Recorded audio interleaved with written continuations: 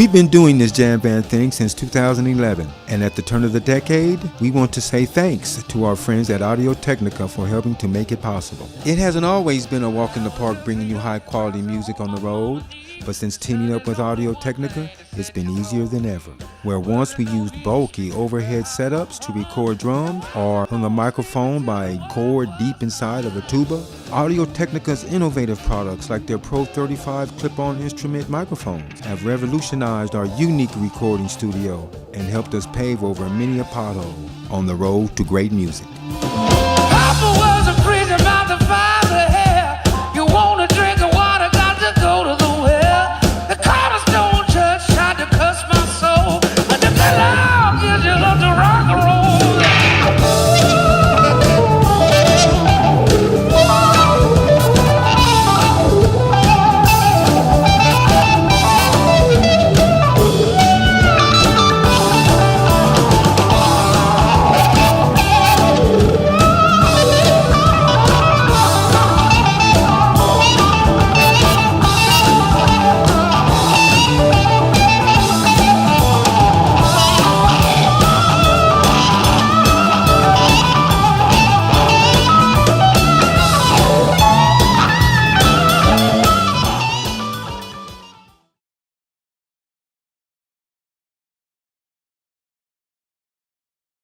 Hey, this is Maggie Rose. We're jamming in the van at Americana Fest in Nashville, Tennessee.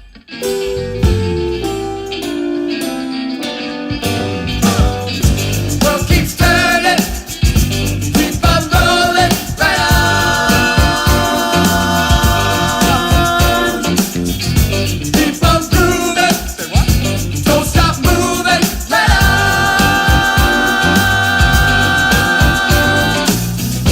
Thank you, Father. Thank you, sister. Thank you, mother. And all my brothers right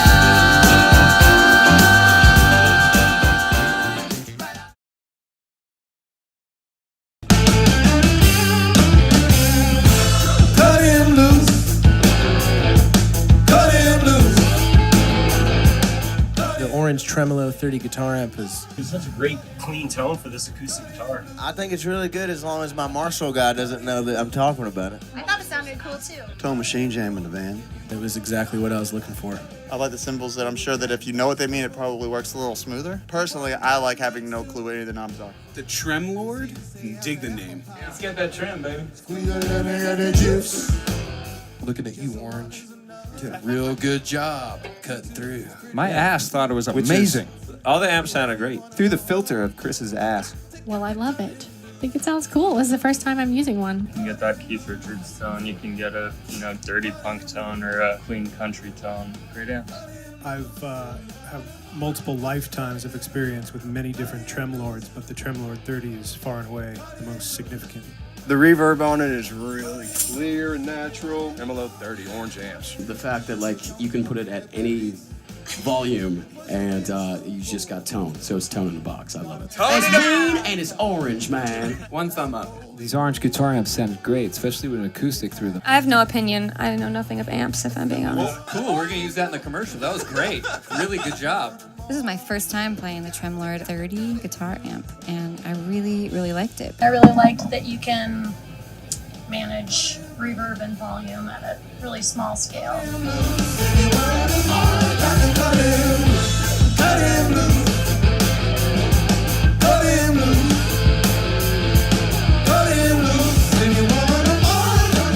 It projects a sound that takes me back to a time in my life before I was able to recognize sound.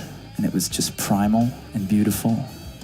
And it made me want to get naked, which was very convenient because I already was. Cut him loose. Cut him loose. Cut him loose. If you want him more, cut him.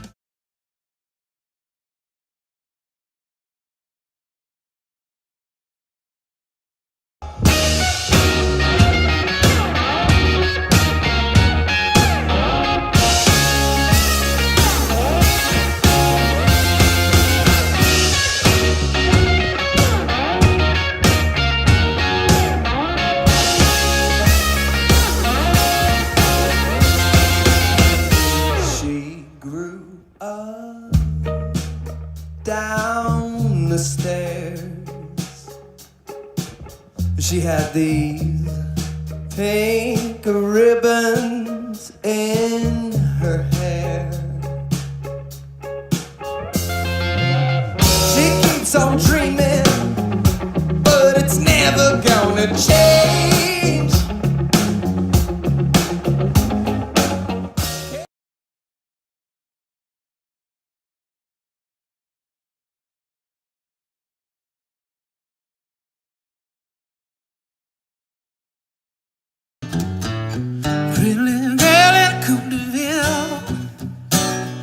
What's up, you guys? Jack Higgins here, Senior Creative at Jam in the Van. With everyone staying at home, many of life's moments have been put on pause, but thankfully we can still press play and enjoy high-quality live-streamed concerts from the safety of our living rooms. Had her for a minute, but she slipped away. At Jam in the Van, this bump in the road has challenged us to explore new ways to support the music community with high-quality live-streamed concerts. So in the van, we use a Sling Studio to live-stream to YouTube. Each of our DSLR cameras has a wireless camera link that then sends a video signal to the Sling Studio hub back to the iPad where we can edit the program. We run all of our audio through a 16-channel snake that links to our QSC TouchMix 30, where we can adjust each track individually, EQ, and apply effects before sending our mix back to the Sling Studio. We connect the main stereo output of the TouchMix to the stereo 1/8-inch input on the Sling Studio. In addition to our live mix, the QSC TouchMix 30 Pro records each track individually straight to a hard drive so we can master the recordings in post-production. The audio quality of our live streams is second to none, and for that, we thank QSC. Disappears just like the dawn, yeah. One day she's here, the next she's gone.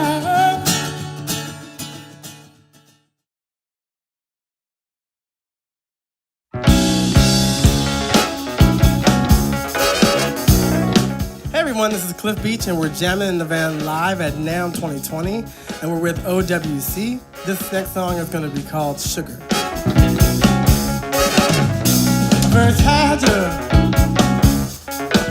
do what they did. Yeah, baby.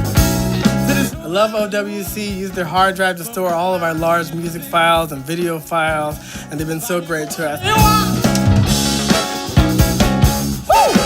Take sweet. Thank you for having us. Sugar, sugar, you in the light, please, give a baby.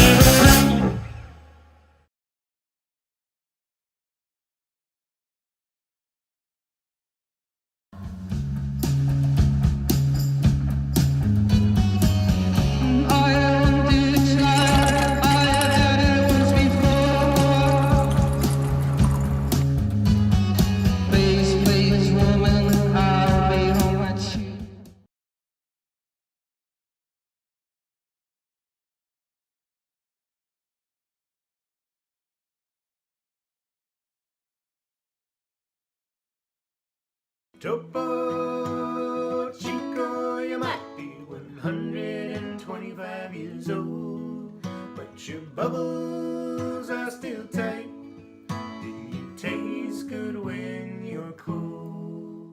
Happy birthday, dear Topo Chico, my favorite drink of all time. 125 years making water better than beer.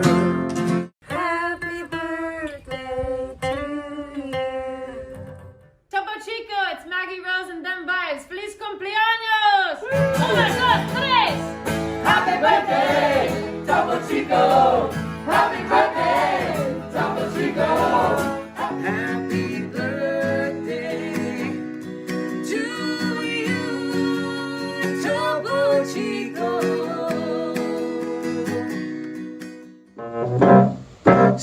Say it's your birthday. Alright, Topo Chico. Happy birthday to my favorite sparkling water. I love you. Happy 125th birthday. Happy birthday, Topo Chico. 25 years, Topo Chico. Happy birthday, y'all.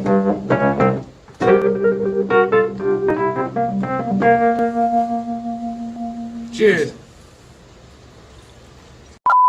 Tomorrow you'll end it all, but today you'll make it through. 'Cause when you open the fridge, a Topo Chico waits for you.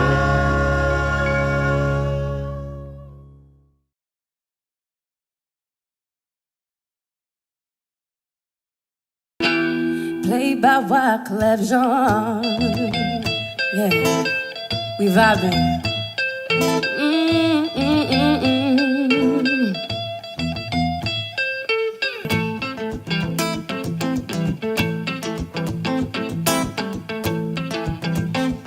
La favela, Locolores, the streets are getting hotter. There is no water to put out the fire. Picota Esperanza, send me a Maria on the corner, thinking of ways to make it better. And I look up in the sky, hoping that there's a parent. Everybody like a hola binga, mama chela, mama chela.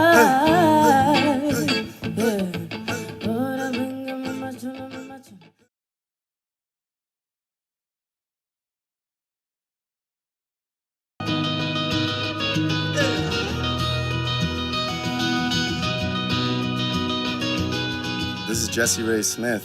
We're jamming in the van here at Wonderfront. The crossfire,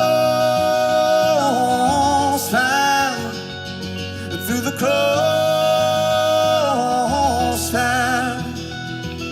the crossfire.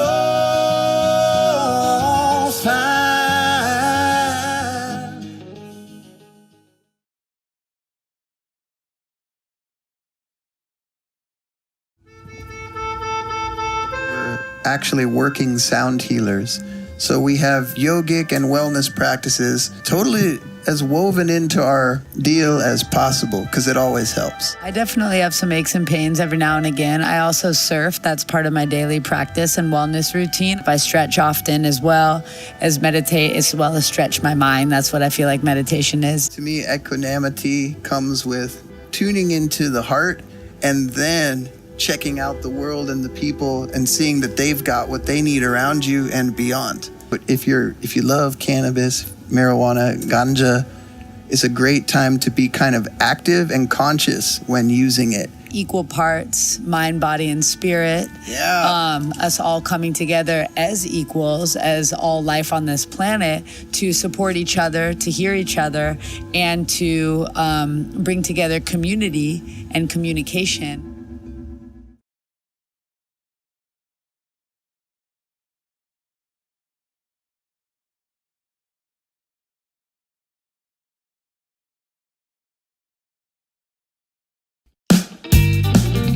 Here at Jam in the Van, we have been playing a lot of video games with each other online. And the most frustrating thing is when we can't hear our teammates because they have a bad headset. Hello?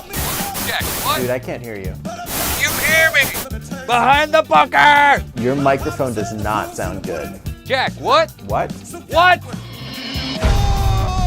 Ah! I can't hear with these things! For a while, we had a tough time taking home wins for our team, and that was until Audio Technica hooked us up with their ATH G1 gaming headset. Get your satisfaction! Now we're gaming with the same audio quality from our Jam in the Van sessions, and we challenge any band or fan to beat us while we got these bad boys on. All right, dude, meet me at the loadout. I hear you. Over and out. Let's go.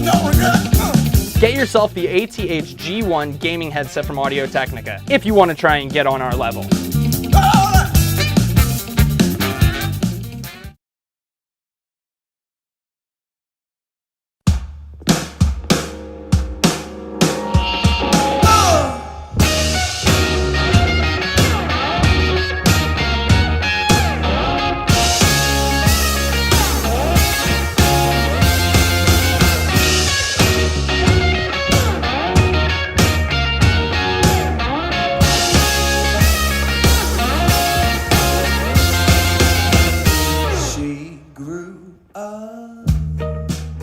Down the stairs,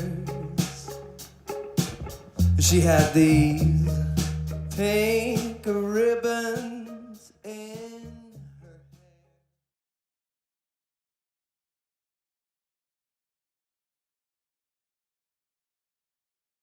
We've got industry veterans who have been in the industry for 10, 20 plus.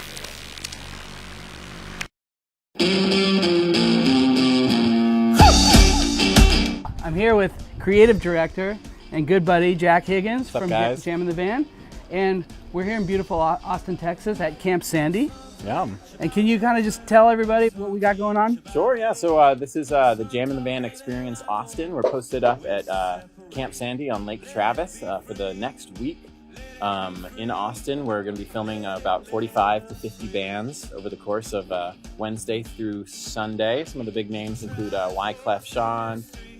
We've got the Marcus King Band rolling through. We're recording all of our audio through QSC TouchMix boards. We have a few TouchMix 8 set up. We have a few TouchMix 16s, and then inside of the van, we've got our TouchMix 30. Excellent. Yeah, and there's lots of activities as well, right? Oh, totally, yeah. We're on a lake. This is Lake Travis, so we've got people paddleboarding, kayaking, hanging out. We've got a water trampoline. We've got a gear demo lounge set up in the upstairs area where we have a bunch of drum sets, D'Angelico guitars, Audio-Technica microphones. We're running everything through a QSC TouchMix 16.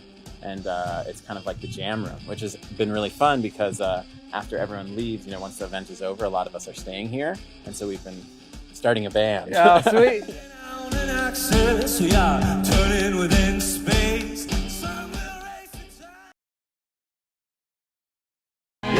We at Jam in the Van love music almost as much as we love drinks and food. So we mix the three together and voila, band appetit.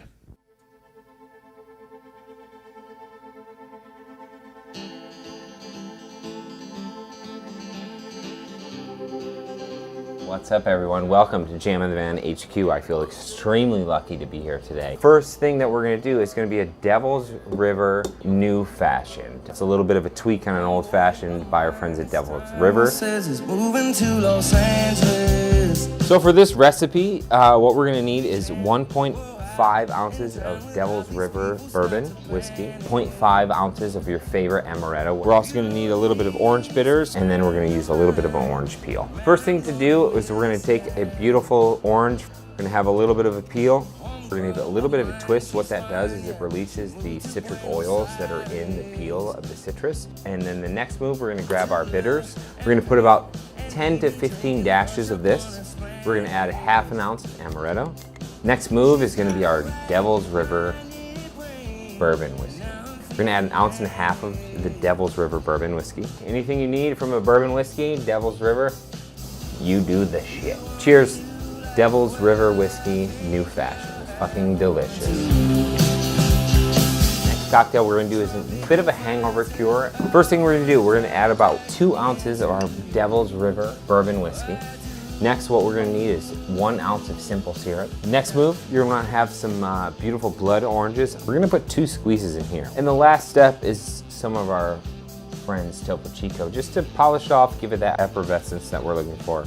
And then the last piece of this cocktail is a little bit of mint garnish. Give it a little smack to release those oils, and then you're going to taste that in your cocktail. It's been a long time since I've been down in town on my own dime. I gotta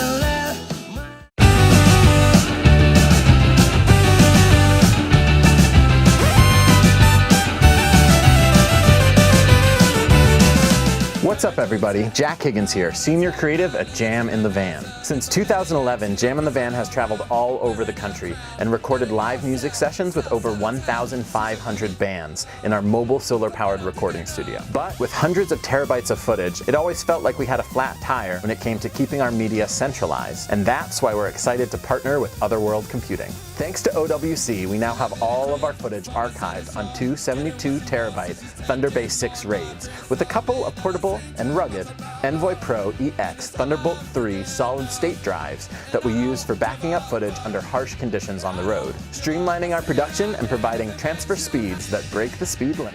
Take a ride with us.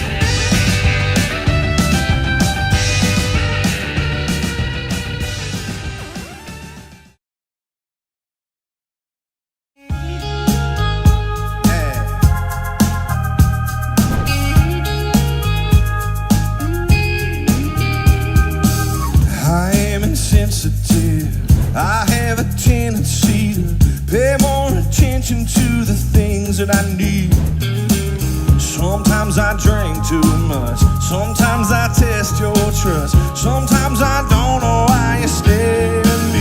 I'm hard to love, oh, I don't make it easy. I couldn't do it if I stood where you stood. I'm hard to love, you say that you need me. Well, I don't deserve it, but I love that you love me good. Yeah, you love me good.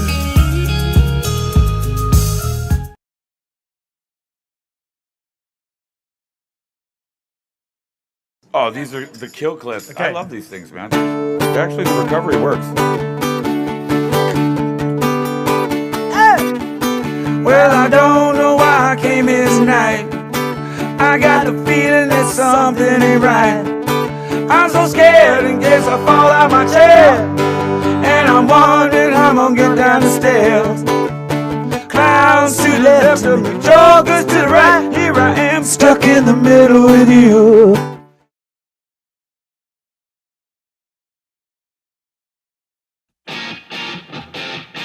Think she really wanna go. She wanna turn into a ghost.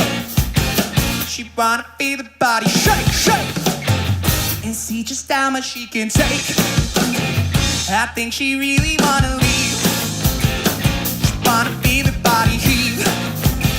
She wanna spasm and convulse till she no longer has a pulse. I think she really wanna go.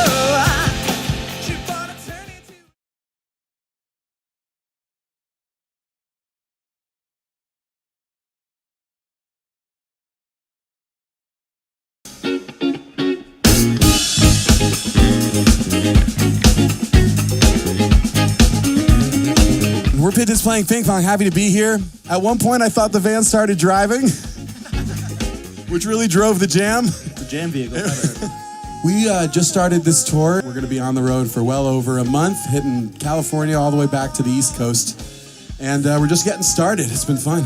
When we used to play shows early on, after the shows, we would say, let's go divide and conquer. We'd go out and talk to the crowd and make friends first and foremost. And then hopefully those new friends were cool enough to let us crash on their floors or on their couches. There was a really weird one. Where was that, in Kansas? When we were like in the back room of some weird, like, Tuscaloosa, I think, Alabama. There was a really weird one. Sometimes when you crash at people's houses, you don't really know them that well.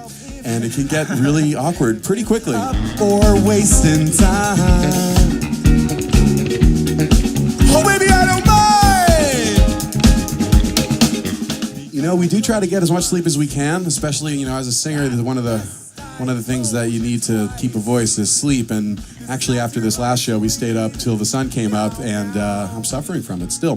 The road is really long, and you know it's hard to get that energy rolling. Especially starting out as a band, you're typically lugging your own gear and setting everything up every night, and it takes a toll on you. So it's good to treat the body well. I actually just fill my pillowcase with cannabis and sleep on it, and I wake up very rested and extremely confused. He absorbs it through osmosis. Tour comes with all sorts of aches and pains, headaches, backaches. I guess last year, the year before, I was trying to do yoga every single day. It really helps me feel better mentally, mostly, more than anything. I bring my bike on the road too, so that's kind of moving meditation. I've done about 25 miles this tour so far.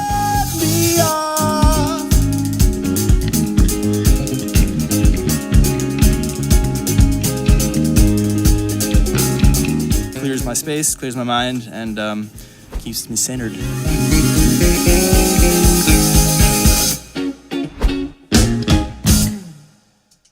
Thanks so much, Jam in the Van. We're Pigeons. Driver, move over. I'm taking over. I'm grabbing the wheel.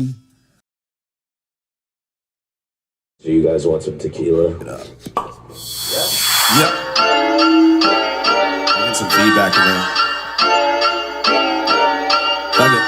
Plug it. Yeah. Juice it up, juice it up, juice it up, juice it up, juice it up, juice it up. Your money smile at me, boost it up. Watch what they do when I juice it up. Juice it up, juice it up, juice it up, juice it up, juice it up, juice it up. Nah, homie, this isn't new to us. Give me that money, I boost it up.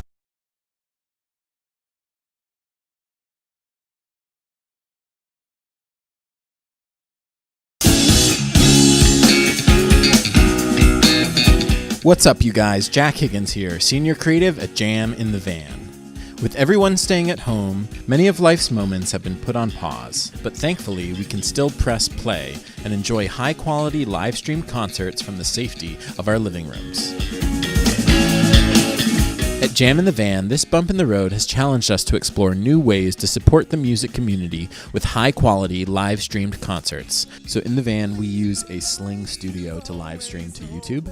Each of our DSLR cameras has a wireless camera link that then sends a video signal to the Sling Studio hub back to the iPad where we can edit the program. We run all of our audio through a 16-channel snake that links to our QSC TouchMix 30 that sends a signal back to the Sling Studio. The audio quality of our live streams is super important to us, and that's why we exclusively use Audio-Technica microphones.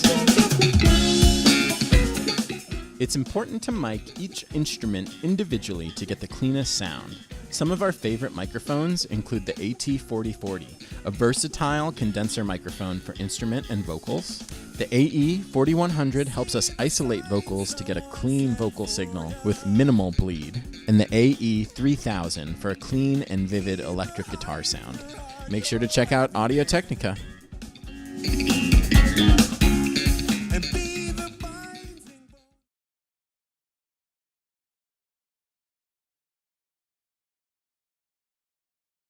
I love the sound of the orange amps. Orange is the voice of New Age Americana psychedelic soul. Orange is the voice of rock and roll.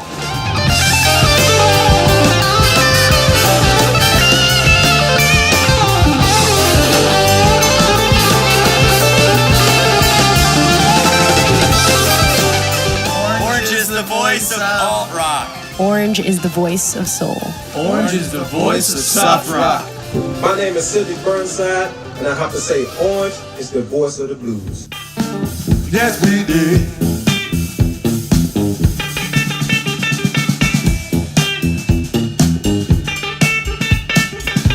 Orange is the voice of New Age rock. Far out, man. Yeah. Orange is the voice of Mexico-Americana. Orange is the voice of the Brothers today, and today is a good day. They're fucking awesome. Yeah. Who doesn't they're love an fucking orange? incredible. Yeah. Top level amp right there. Everybody knows it too. That's what you take on the road with you. I want to thank Alex with Orange Amps for having us out here, man. He's a dude. Thank you so much. In real life, IRL.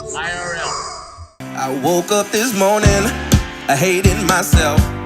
I hated the way I looked, the way I thought, and the way I felt. Orange is the voice of rock and roll. Brother? Orange amps are the sound of aggressive elevator soul. Orange is the voice of indie rock. Orange is the voice of riding a horse on a submarine. Orange is the voice of rock and roll. Orange, the voice of psychedelic soul. They're not called orange amps for nothing. I mean, they're well known, so they're probably pretty rad. Orange is the voice of soul power. 2 steps forward they take. 1 step backward we take. Each step 'cause we have the power.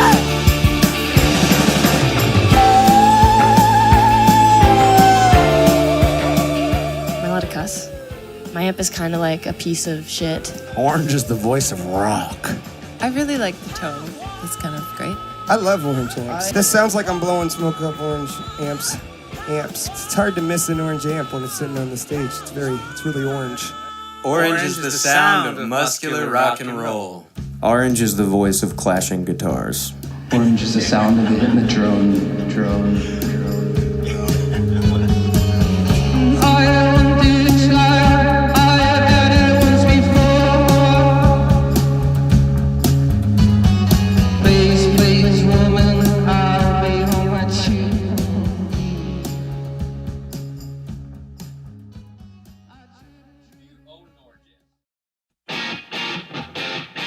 Think she really wanna go.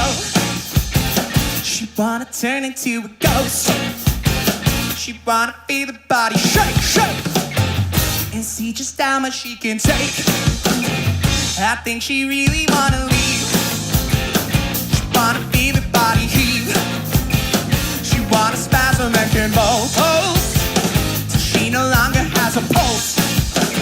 I think she really wanna go. Here we go.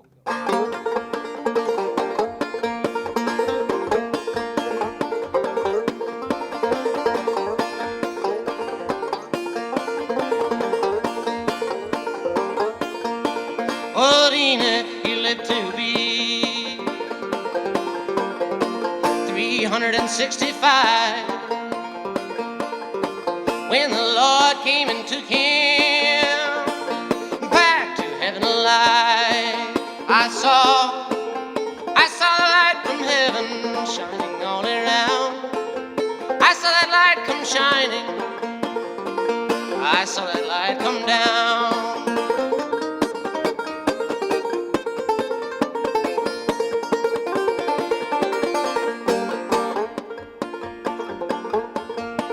When Moses saw that burning bush,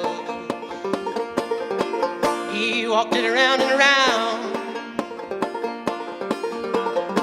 Well, the Lord said to Moses, you're treading holy ground.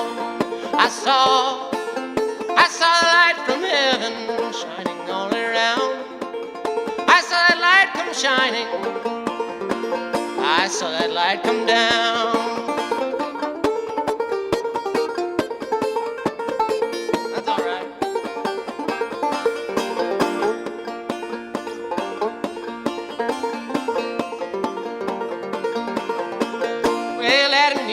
Garden, laid under that sycamore tree. Well, Eve said to Adam, no, Satan never tempted me. I saw the light from heaven shining all around. I saw that light come shining. I saw that light come down.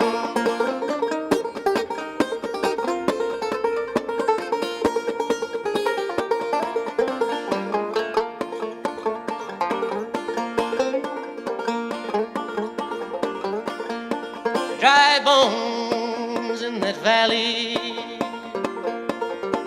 got up and took a little walk where the deaf could hear, Lord, and the dumb could talk. I saw the light from heaven shining all around. I saw that light come shining. I saw that light come down. I saw the light from heaven shining all around.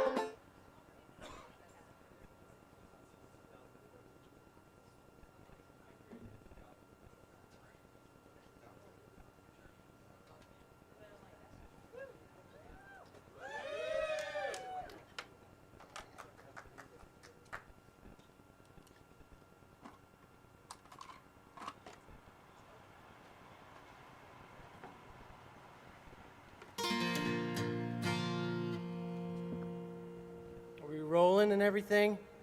Okay.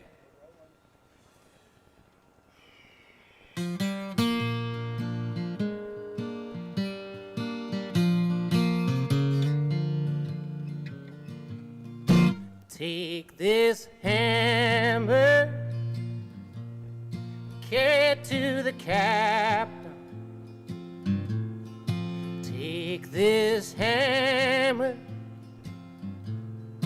carry it to the captain. Take this hammer, carry it to the captain.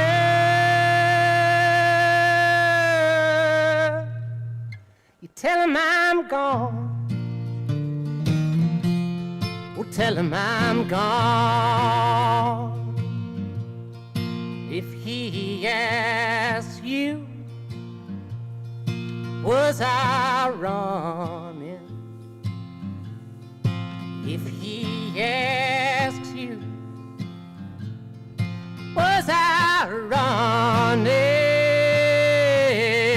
If he asks you, was I running?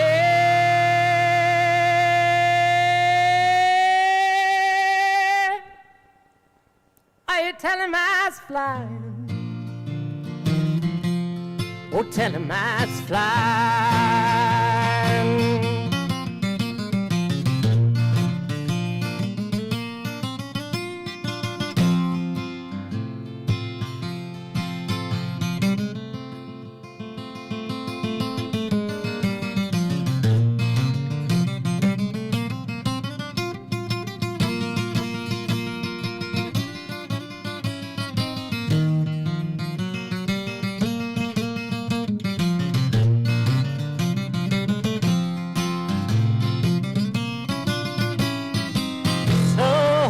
Don't want no cornbread and molasses. I don't want no cornbread and molasses.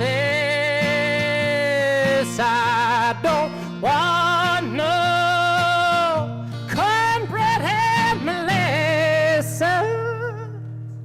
It hurts my pride. It hurts my pride. So take this hammer, carry it to the captain. Wha!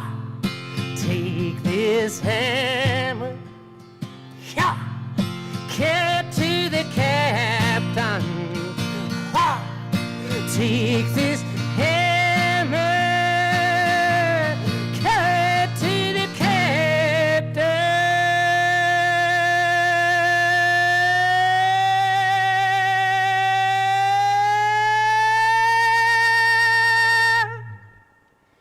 Tell him I'm gone. Oh, tell him I'm gone. Oh, tell him I'm gone. Oh, tell him I'm gone.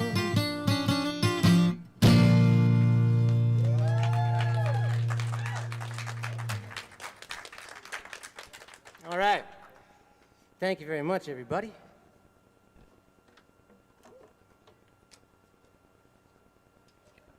It's been, I think since like February or January, since I played music in front of people, other than through my phone on Instagram. That's about as far as it's gone, and so this is really cool to be able to play a show. I hope you guys are gonna have a good time. There's a lot of products here. There's a lot of products in my dressing room. There's a lot of weed here. Are you guys really stoned? Okay, I guess so. I'm not, so we'll see how this goes.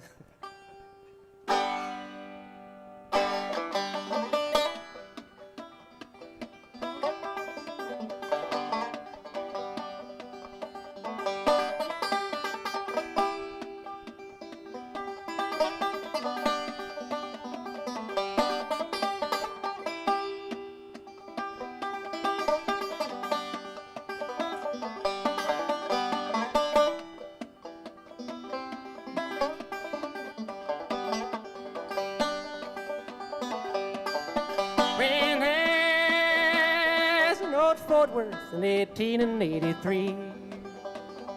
Some Mexican cowboy come stepping up to me, saying, "How you young fella, when would you like to go and to spend another season with me in Mexico?" I have no employment, back to him did say, "It's according to your wages, according to your pay." Said, "I'll pay to you good wages, and often to you know, if you'd spend another season with me in Mexico."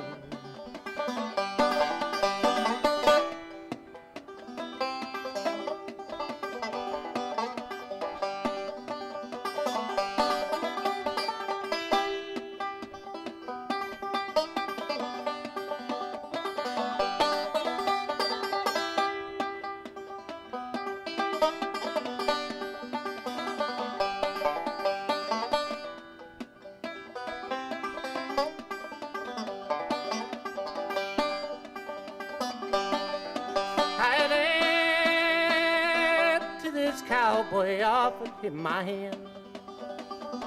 But he gave a string of horses so they couldn't stand. And I nearly starved to death, boys. I mean to let you know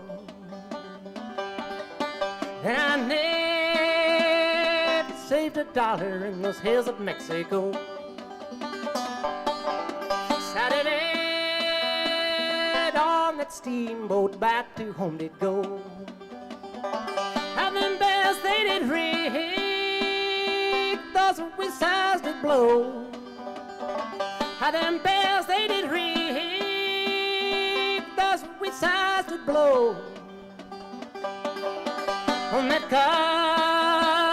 God-forsaken fortune neath them hills of Mexico.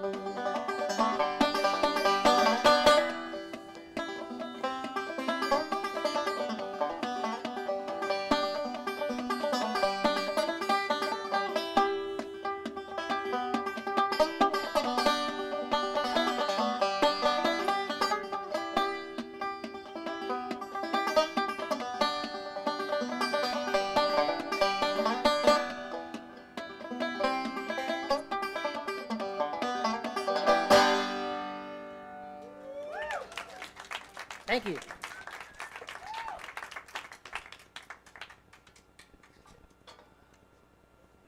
Well, I left my good hat at home. I figured I kind of didn't give a shit. And was just gonna kind of, loosen up a little bit and try not to be so fancy. Call myself a folk singer with a $900 hat. And also, I heard a friend of mine sing a song on a radio show called I Ain't No Folk Singer, Baby. And he talked about how he ain't no folk singer and how he didn't have a $900 hat, and he implied that folk singers had $900 hats. And I thought, well, that's me.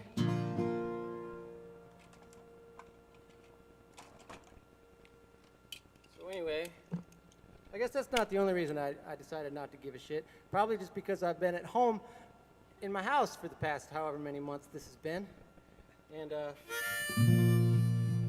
it sort of changed things for me. I haven't figured out how, but it's changed things for me. You guys having a good time? $150 a ticket, huh? You guys are all rich. I can tell. I guess that's why my $900 hat joke wasn't very funny. Yeah, I've been at home making videos into the Instagram. I had to put it down for a little while because it was driving me crazy. It was unhealthy and extreme. But in the beginning of all this, it really helped some inspiration, musical inspiration, and helped me explore other avenues of folk music, particularly Swedish folk music. I had just been to Sweden this last winter and toured around Europe and went to Sweden and fell in love with a singer and dancer named Robin. And that's not true, I made that part up. But anyway, this is a Swedish folk song.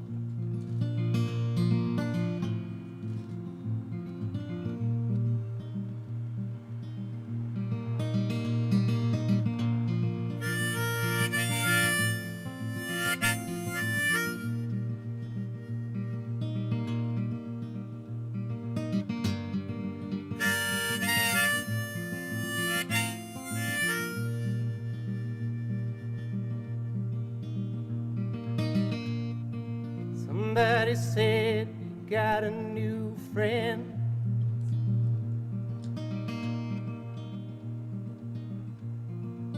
She loved you better than I can.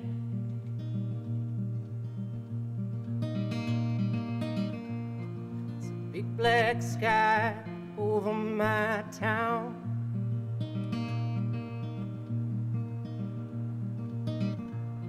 I know where you're at, I bet he's around.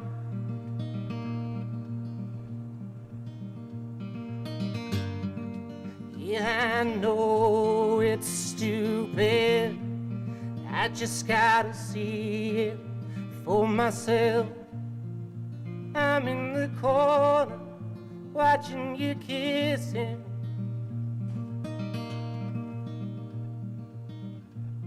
I'm right over here. Why can't you see me?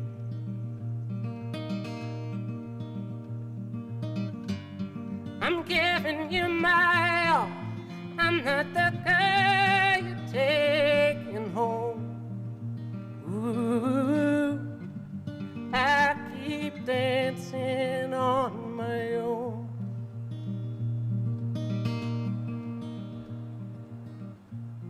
I'm just gonna dance all night.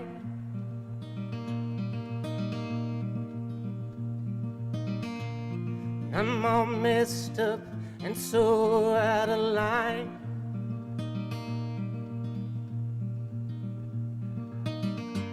Stilettos and broken bottles, I'm spinning around in circles.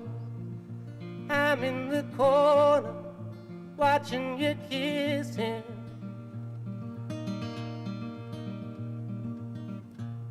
I'm right over here.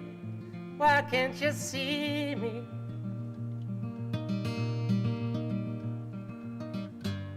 I'm giving you my all. I'm not the girl you're taking home. Ooh, I keep dancing on my own.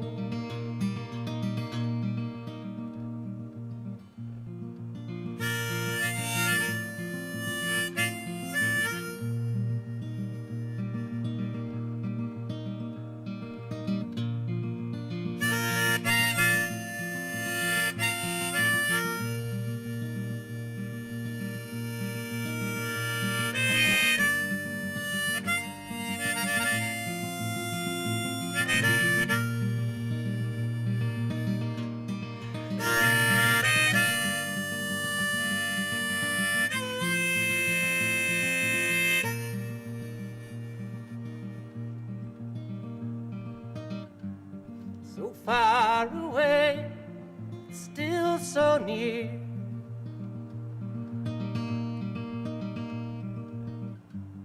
And you don't see me standing here.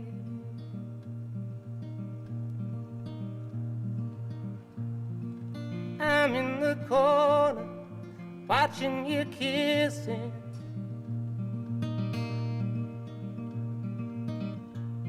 I'm right over here. Why can't you see me?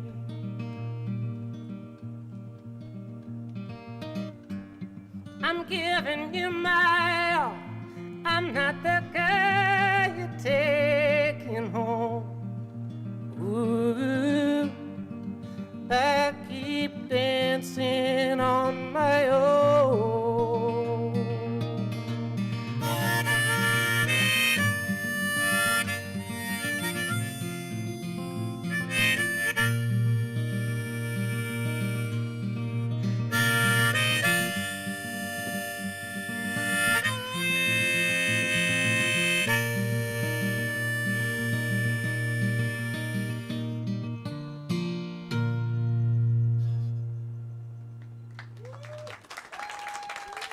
Thank you.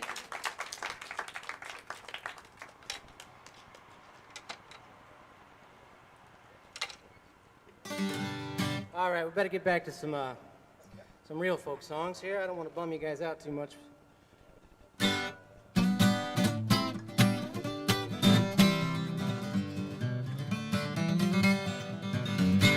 If I had my way, if I had my way, if I had my way, I would tear this old building down. With Delilah, she was a woman, she was fine and fair. She had good looks, God knows, and coal black hair. Delilah, she gained old Samson's mind. When first he saw that woman, it would be his last time. Delilah, she got down on Samson's knee. Said, tell me where your strength lies, if you please. She talked so fine, you know she spoke so fair. Samson told Delilah, cut off my hair. You can shave my head, clean as my hands, and my strength come natural as any other man. If I had my way, if I had my way, if I had my way, I would tear this old building down. Well, Samson and that lion, they got in an attack. Samson jumped up on that lion's back. You read about this beast that killed a man with his paw. Well, Samson got his hands in the lion's jaw. Well, he read that beast till they killed him dead. And the beast made honey in the lion's head. If I had my way, if I had my way, if I had my way, I would tear this old building down. So you read about old Samson and all of his works. He was the strongest man ever had lived on earth. Then one day when Samson was walking along, he looked on the ground and saw an old jawbone. Well, he stretched out his arms, you know it broke like thread. And when he got to moving, 10,000 was dead. Good God, if I had my way, if I had my way, if I had my way, I would tear this old building down. If I had my way, I would tear this old building down.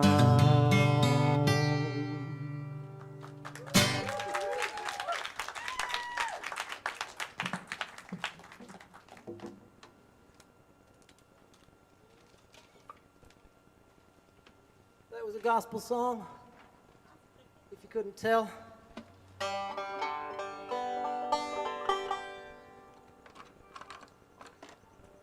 sing you another gospel song,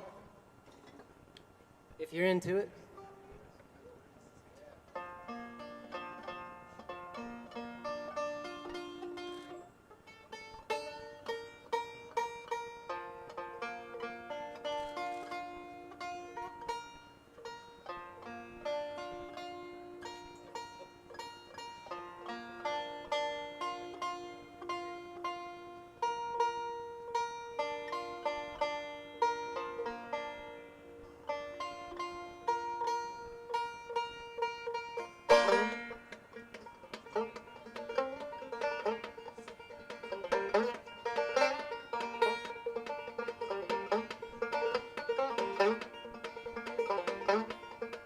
Old Enoch, he lived to be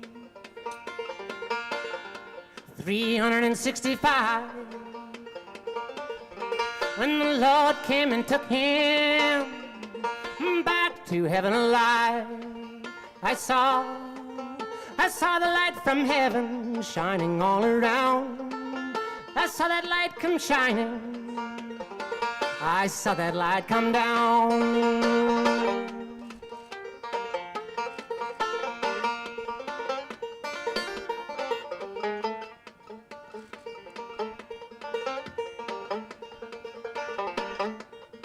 When Moses saw that burning bush,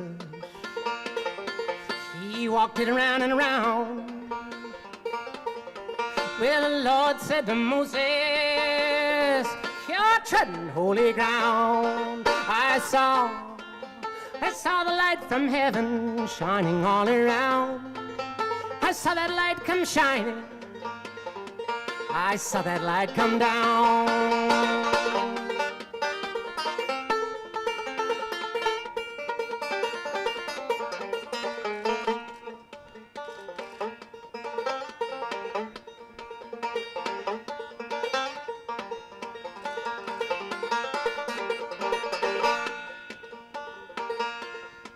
Well, Adam and Eve are in the garden.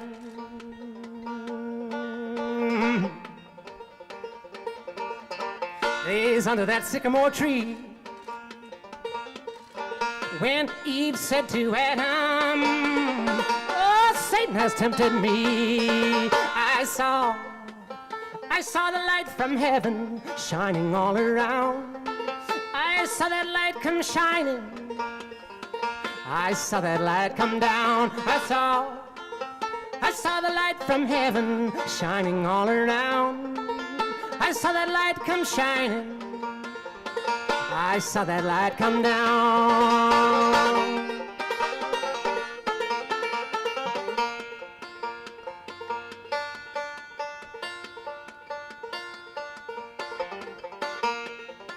Well, dry bones in that valley. Got up and took a little walk, and the deaf could hear, and the dumb could talk. I saw the light from heaven shining all around. I saw that light come shining. I saw that light come down. I saw the light from heaven shining all around. I saw that light come shining. I saw that light come down.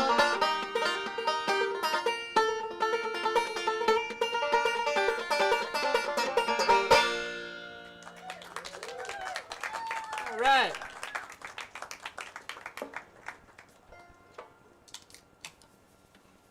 Well, I still haven't figured this out yet, this new situation, so I think it's kind of starting to come around. I don't know where to look. Usually I look at the back of the, I can't look at people when I play. It freaks me out. I don't know. If I make eye contact with people in the crowd, it's just all downhill from there. And so I usually like look at the back of the room, you know, or like the exit sign or something. But the back of the room is right into those cameras. So that's freaking me out a little bit too. Let's see, what, I should probably tell you a story, right? I'm a folk singer. I don't know how much time we have. Yeah, let's do this.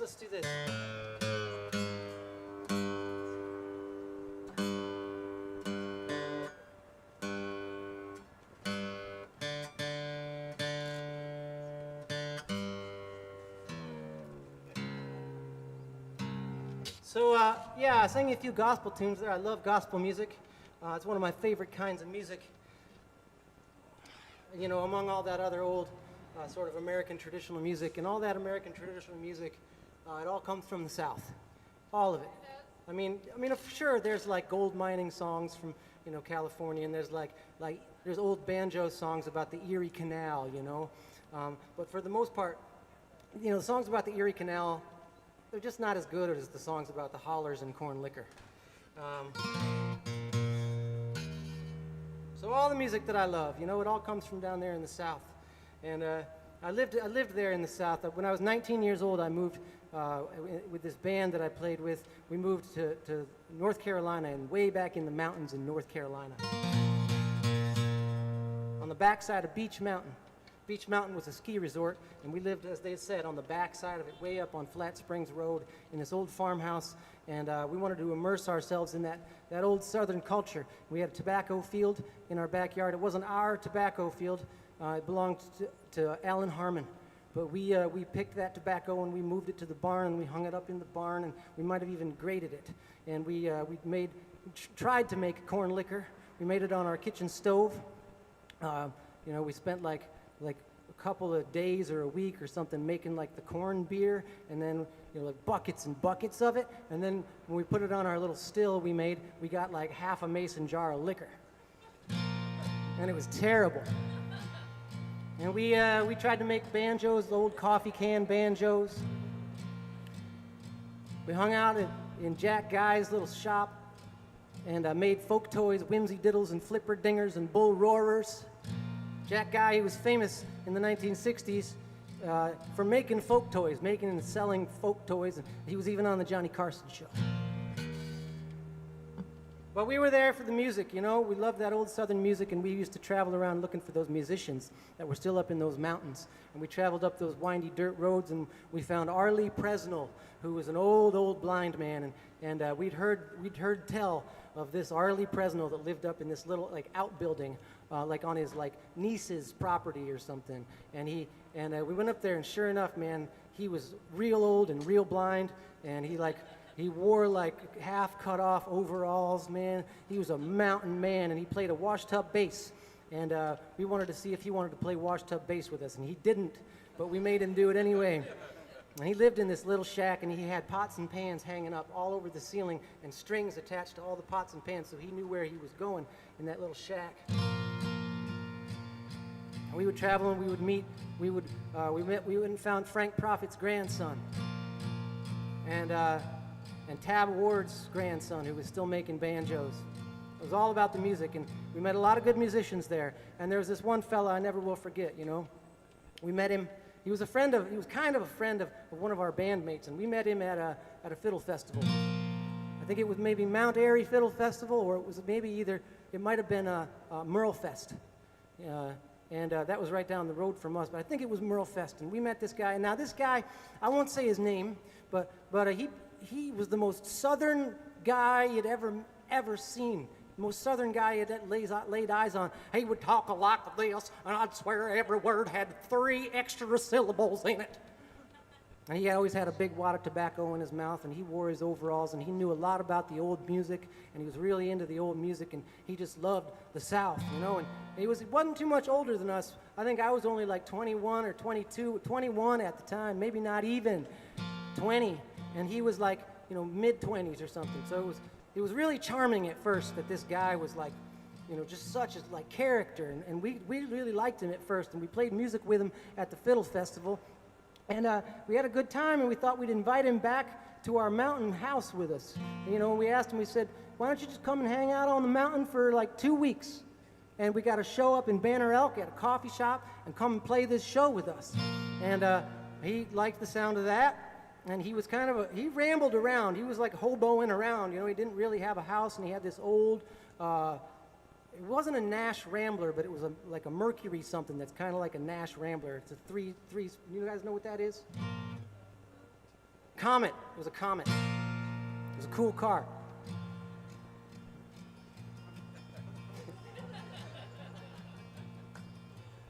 So he came to the mountain with us, and he played music with us. And it became very apparent very early on that he really was a Southern guy, in the true sense is that he was a total racist piece of shit. And he would tell these racist N-word jokes all the time, and we'd be like, whoa, man, you're telling those jokes to the wrong crowd, you know?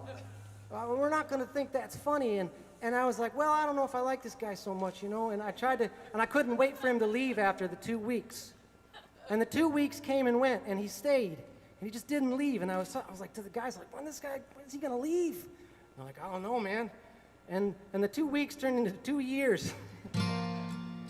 He moved to Nashville with us. We moved to Nashville, made our big move to Music City, and I thought, man, this is great. He's gonna stay here on the mountain, and we're gonna go, and he's gonna be left in the dust. And no, he came with us.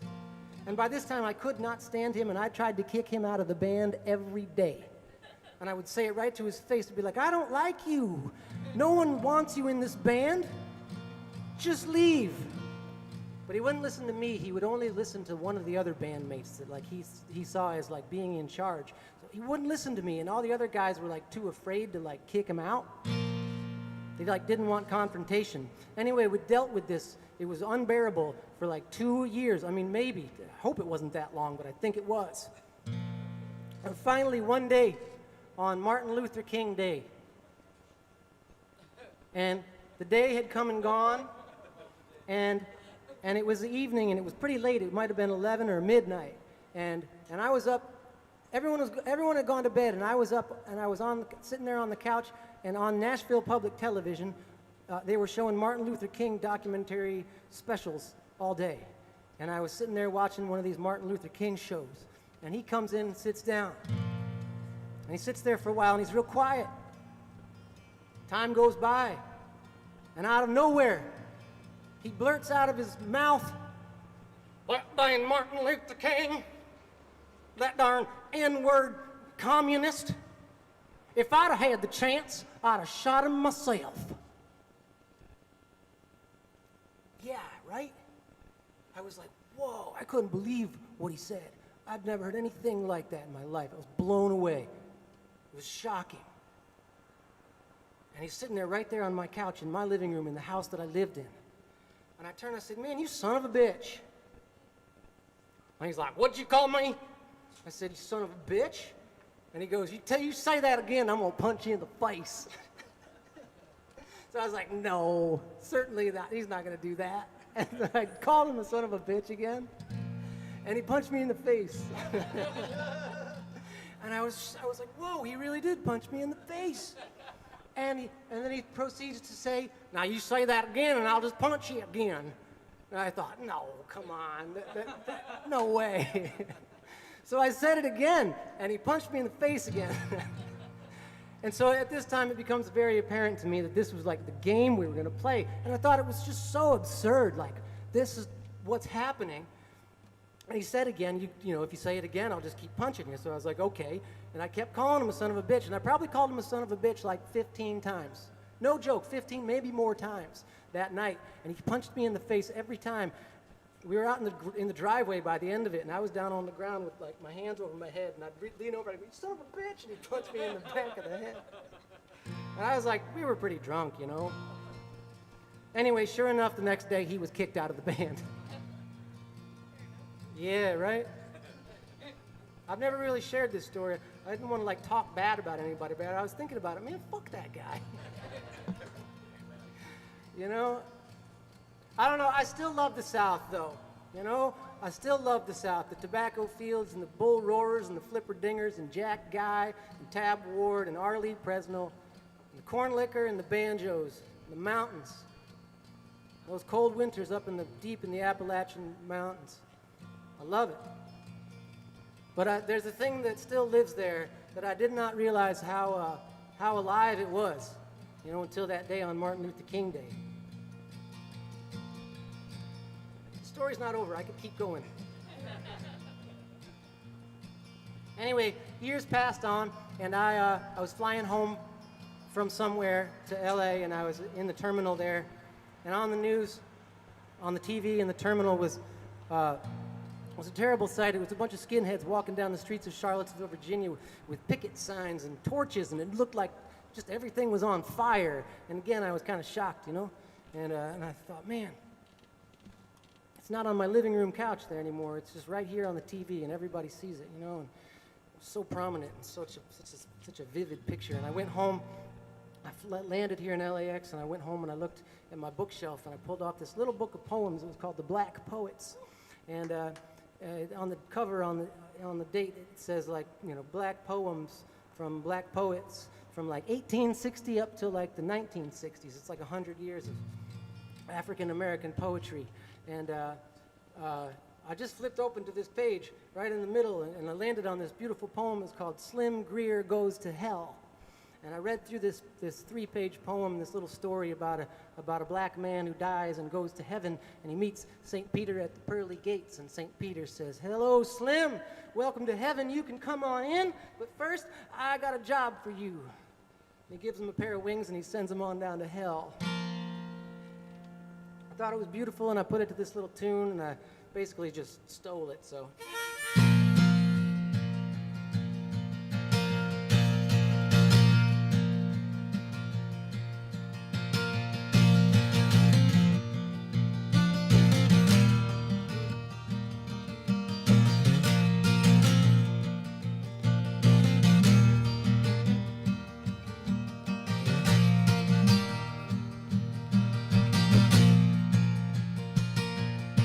Slim Greer went to heaven, St. Peter said. Been a good ride, boy, Slim, but now you's dead. Been a traveling rascal in your day. You can roam once more, then you come to stay. So put these wings on your shoulders and save your feet. Slim spoke up and said, "Thank you, Pete." And Peter said, "Go to hell and see." all that they're doing, tell it back to me. But be sure to remember how everything goes. Slim said, I'll see you on the late watch boat.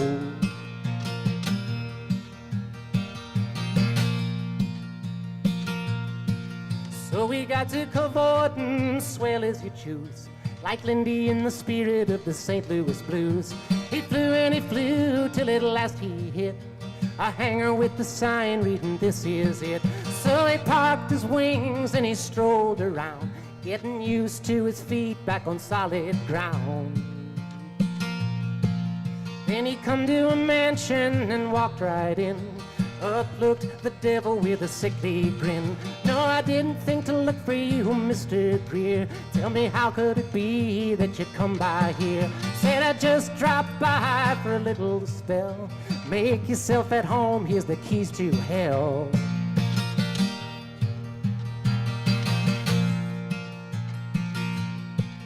Said the devil to Slim, let's go downtown. To the devil's hand and he showed him around. Showed him party houses and cabarets. Made him think of New Orleans and Memphis days. Showed him folks all fighting round the roulette wheel, like Rampart Street and the south of Beale. Then he took him round the corner where Slim did see a preacher with a woman sitting on each knee. Showed him whiskey stills going everywhere, with a passel of devils stretched dead drunk there. Then he took him to a furnace that some devils was firing. Hot as hell, Slim's a mean perspired. White devils with pitchforks threw black devils on. Slim thought he'd better get moving along.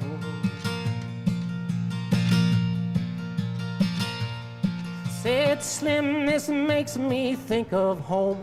Vicksburg, Little Rock, Jackson, and Rome. And the devil gave Slim the big ha-ha, turned into a cracker with the sheriff's star. So he ran for his wings, lit out from the ground, hauled it back to Peter, he was heaven bound. Said Peter to Slim, man, you got back quick. Tell me, how's the devil, what's his latest trick? Oh no, said Slim, I can't really tell. That place was Dixie that I took for hell.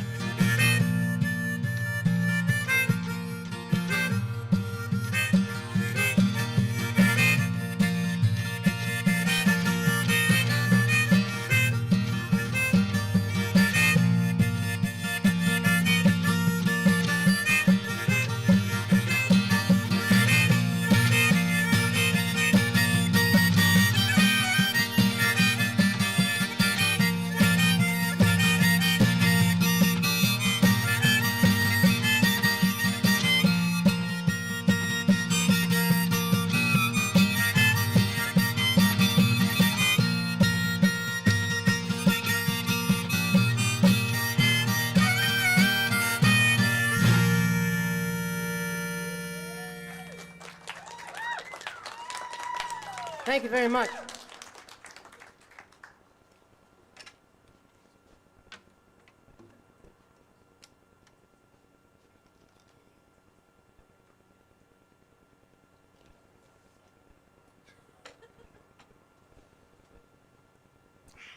Well, what do you want to do now?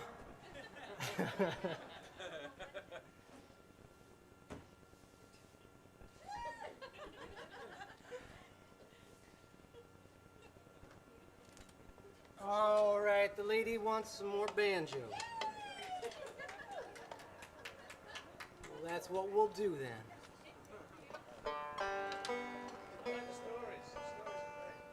Cool, I'll tell more.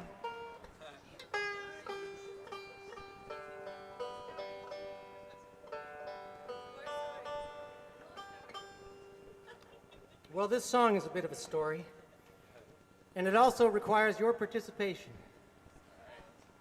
It's a folk concert. I'm a folk singer. It's like for real folk singer kind of stuff, you know?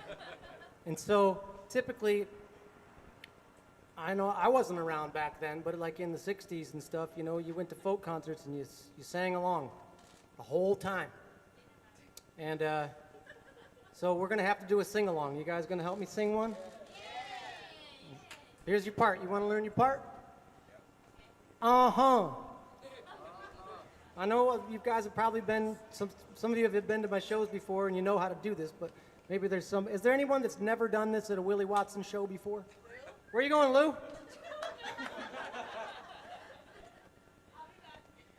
You're not gonna learn your part.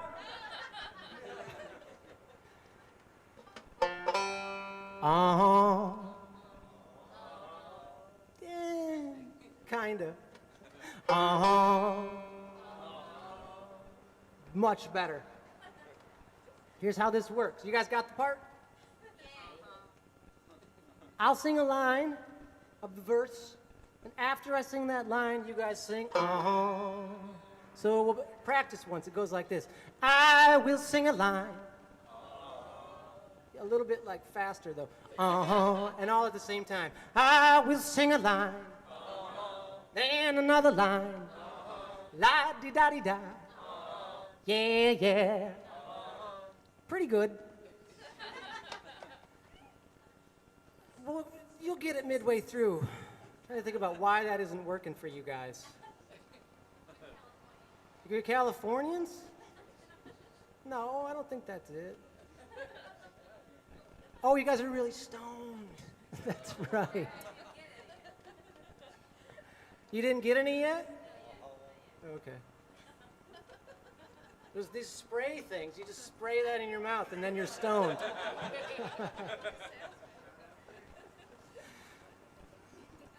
All right, so let's do this again. Okay, we got to get back on track, everybody. Let's get back on track. So I sing the line, you sing uh-huh. There's 4 lines to the verse, right? Okay, so you got to pay attention now. So the first 3 lines of the 4 lines in the verse, it's uh-huh. But on the 4th line, on the last one, instead of singing uh-huh, you have to listen to the 4th line and then repeat it. You got that? So I will sing a line, then another line, la-di-da-di-da, yeah, yeah. Fantastic, that was it. Now it's not yeah, yeah. It's not yeah, yeah every time. It's different every time. You'll see how it goes. You guys ready? That's all you gotta do. That's all you have to do, except when we get to the chorus. And when we get to the chorus, the only thing I want you to do is just don't sing anything at all. And I know you might just do it anyway, but midway through the song you'll catch on and realize that it's the chorus and that you shouldn't be singing. The song about a racehorse called Stew Ball goes like this.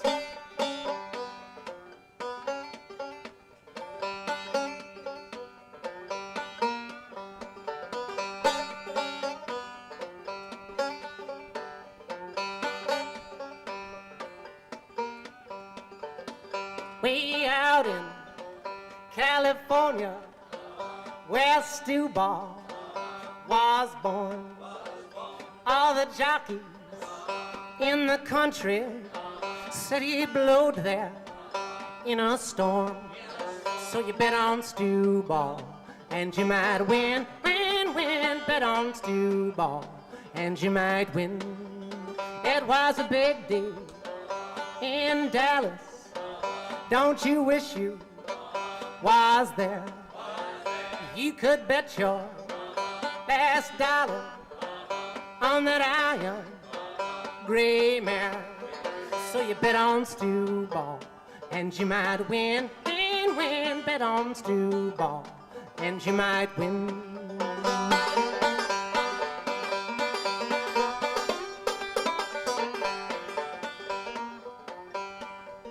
When the horses was saddled and the word was give on run, old Stew Ball was trembling like a criminal to be hung. So you bet on Stew Ball and you might win, win, bet on Stew Ball and you might win. Lord, you bet on Stew Ball and you might win, win, bet on Stew Ball and you might win.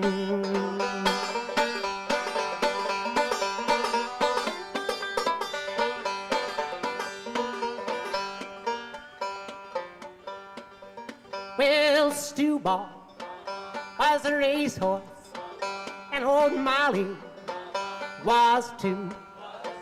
But old Stew Ball run old Molly right out of her shoe. And the old folks was hollering while the young folks did bawl. And the children said, look, look at that noble Stew Ball. Now bet on Stew Ball, and you might win, win, win. Bet on Stew Ball, and you might win. Lord, you bet on Stew Ball, and you might win, win, win. Bet on Stew Ball, and you might win.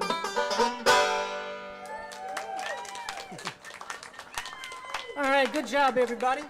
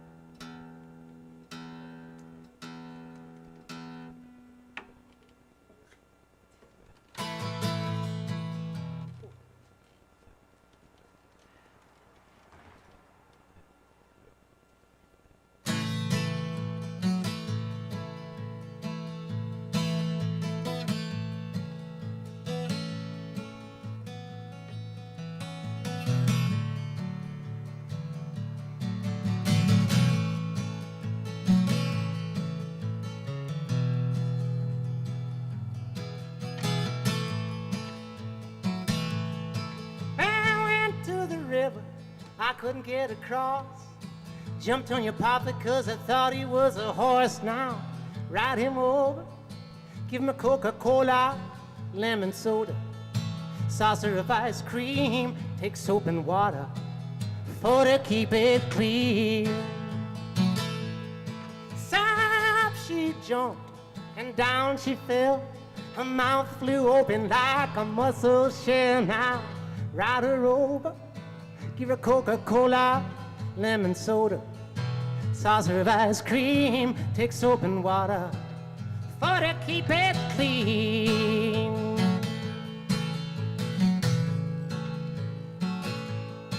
If you wanna get to heaven when you D-I-E, you got to put on your collar and your T-I-E. Now ride him over, give me Coca-Cola, lemon soda, saucer of ice cream, take soap and water for to keep it clean.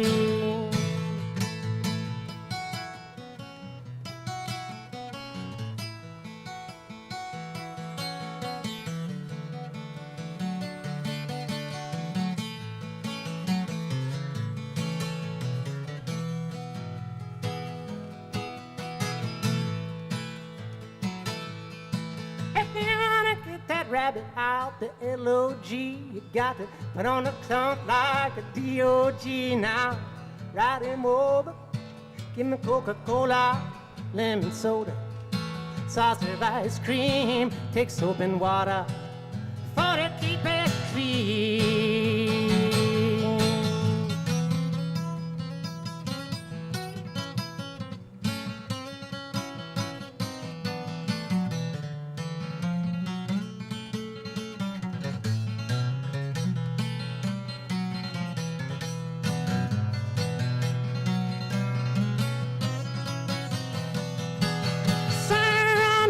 Doctor, and run him fast. Tell me what's the matter with my yes, yes, yes now. Ride me over, give me Coca-Cola, lemon soda, saucer of ice cream, take soap and water, oh, to keep it clean. And your sister was a teddy, your daddy was a bear. Put that muzzle on your mama 'cause she had bad hair. Now ride her over, give her Coca-Cola, lemon soda, saucer of ice cream, take soap and water, but to keep it clean. Take soap and water, for to keep it clean. Well, take soap and water, for to keep it clean.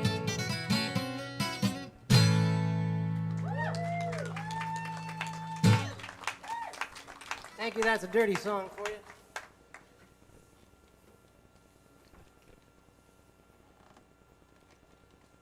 Good thing we got that dry ice smoke back there. That's not weed, is it?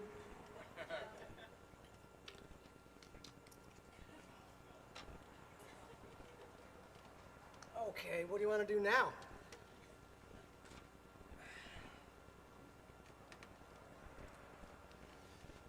Oh, I did have other stories.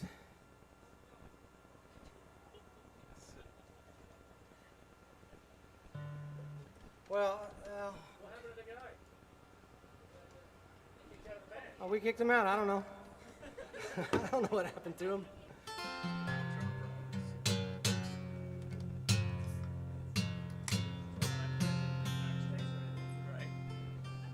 What's that? Oh God, I would hope not. No, no way.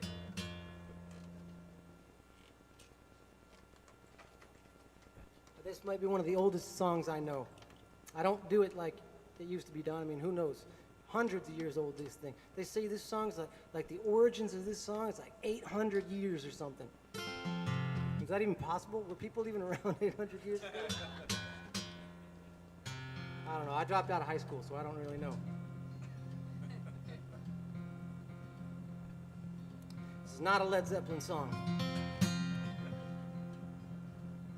It is a Lead Belly song.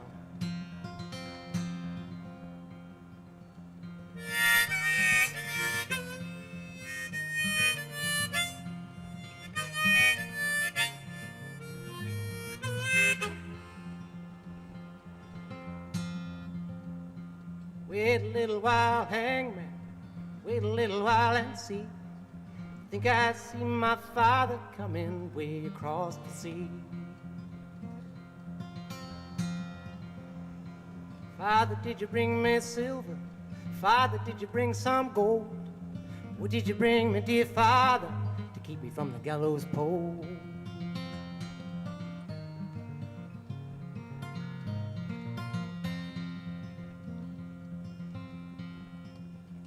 I didn't bring no silver, I didn't bring no gold.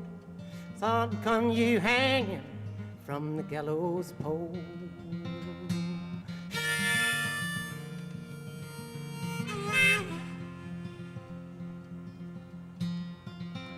So wait a little while, hangman, wait a little while and see. I think I see my mother coming way across the sea.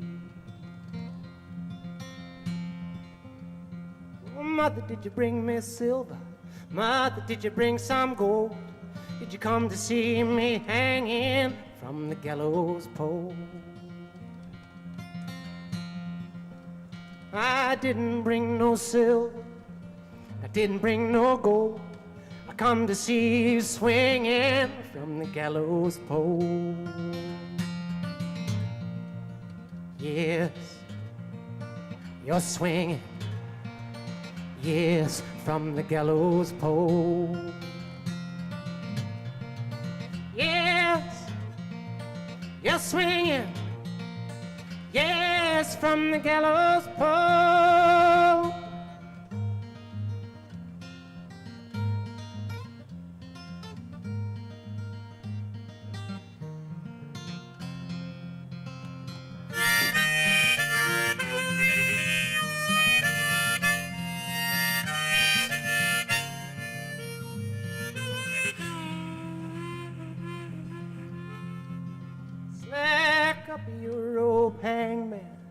slack it for a while. I think I see my own true lover riding many miles.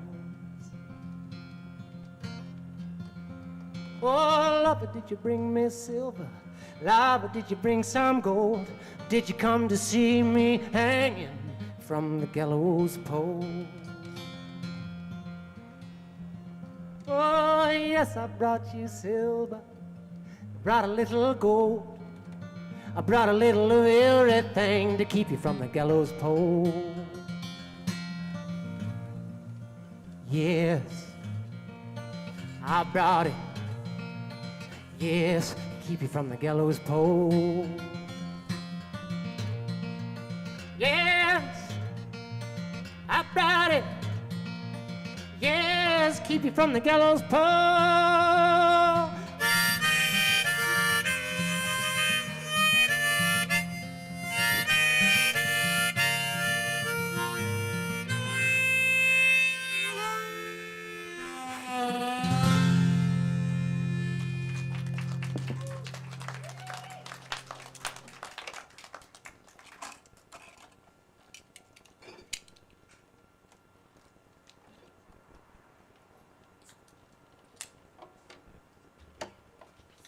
Well, I don't think there's a time limit or anything. I don't know if we have to stop at a certain time. I don't really feel like stopping yet. But after a few more, I might.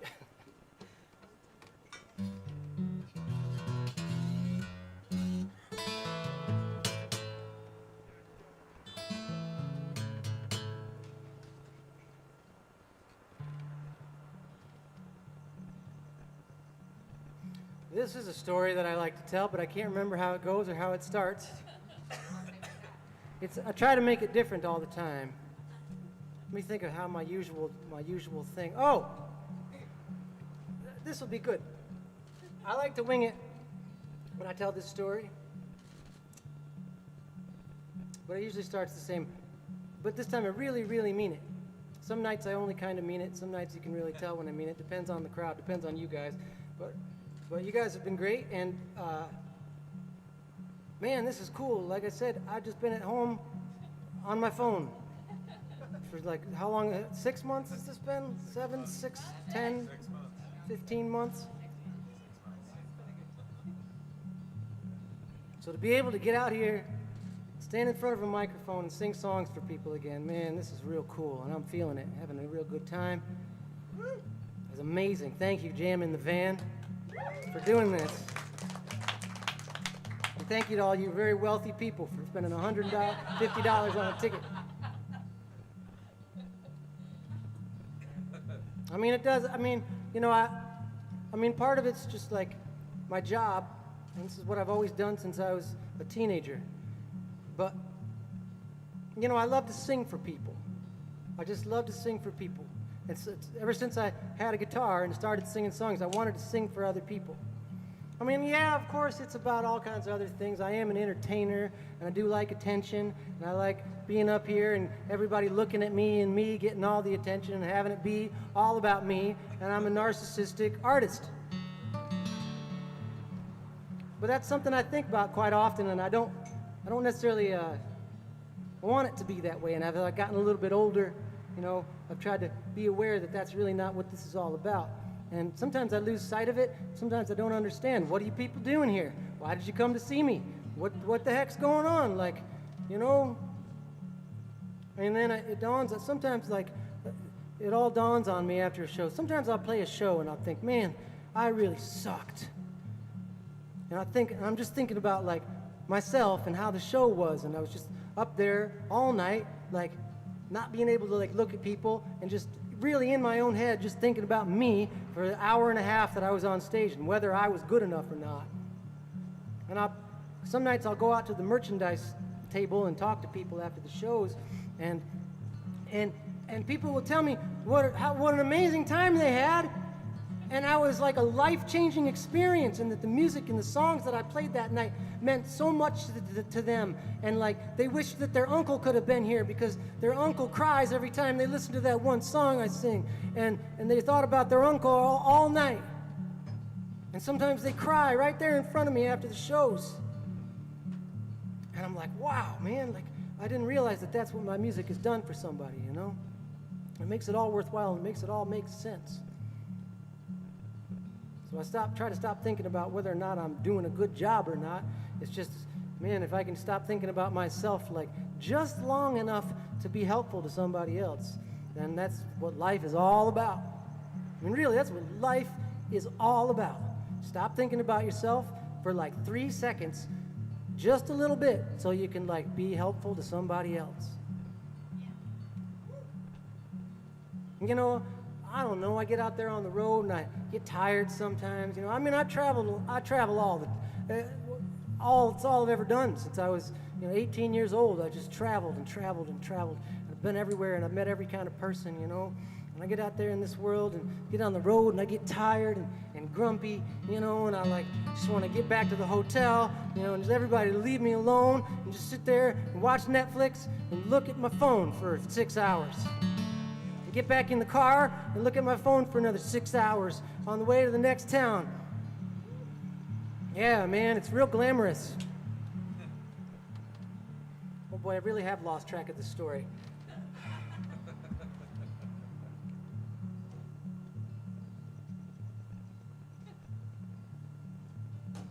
Let me try a different chord. No, it's not as good.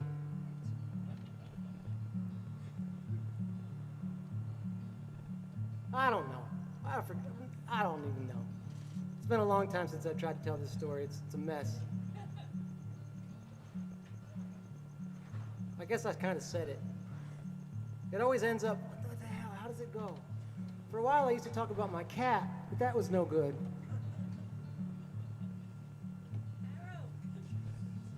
Yeah, all right, I'm really blowing this one.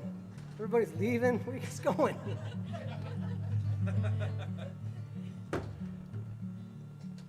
I don't know. Never mind, I'll just sing this song. It had a great punchline. The story has a great punchline, but I just can't think of how it leads up to it. Here we go.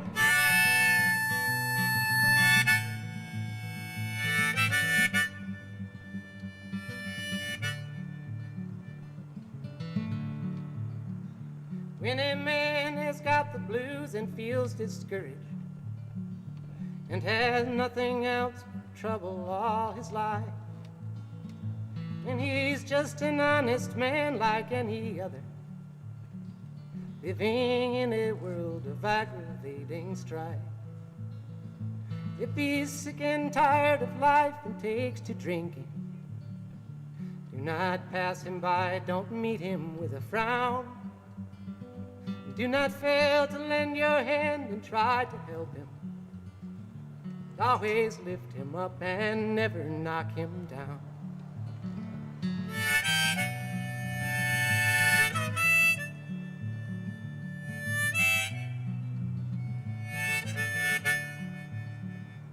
If he stays out late at night because he's troubled, or because his home is not what it should be, have a smile for him wherever you might meet him. It will help him find the right way, don't you see? If he gambles when he's in the town or city, tell him what he ought to do to gain the crown.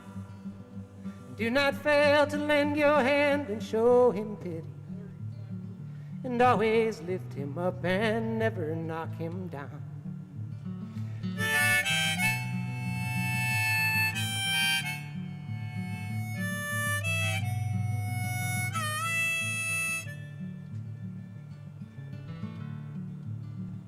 And if he has no friends and everything's against him, if he's failed in everything that he has tried, try to lift his load and help him bear his burden. Let him know that you are walking by his side. And if he feels that all is lost and he has fallen, help to place this poor man's feet on solid ground. Just remember he's some mother's precious darling, and always lift him up and never knock him down.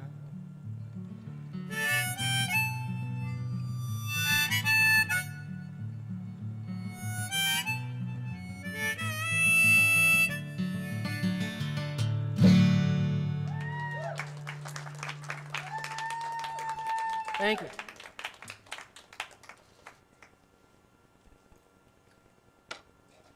All right, well, we're running out of time. We better move this thing along.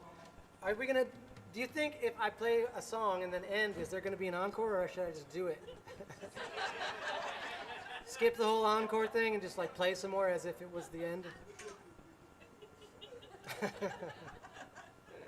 You know, like I said, just trying to, things changed. I'm not sure how they changed, but they just changed. I'm not wearing that fancy hat anymore. All right, well, let's just act like it's the encore.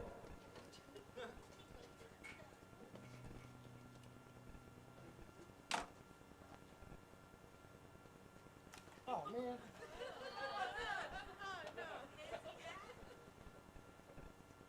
Is this the fancy hat? No. No. This is my Dolce Vita tequila hat, yeah.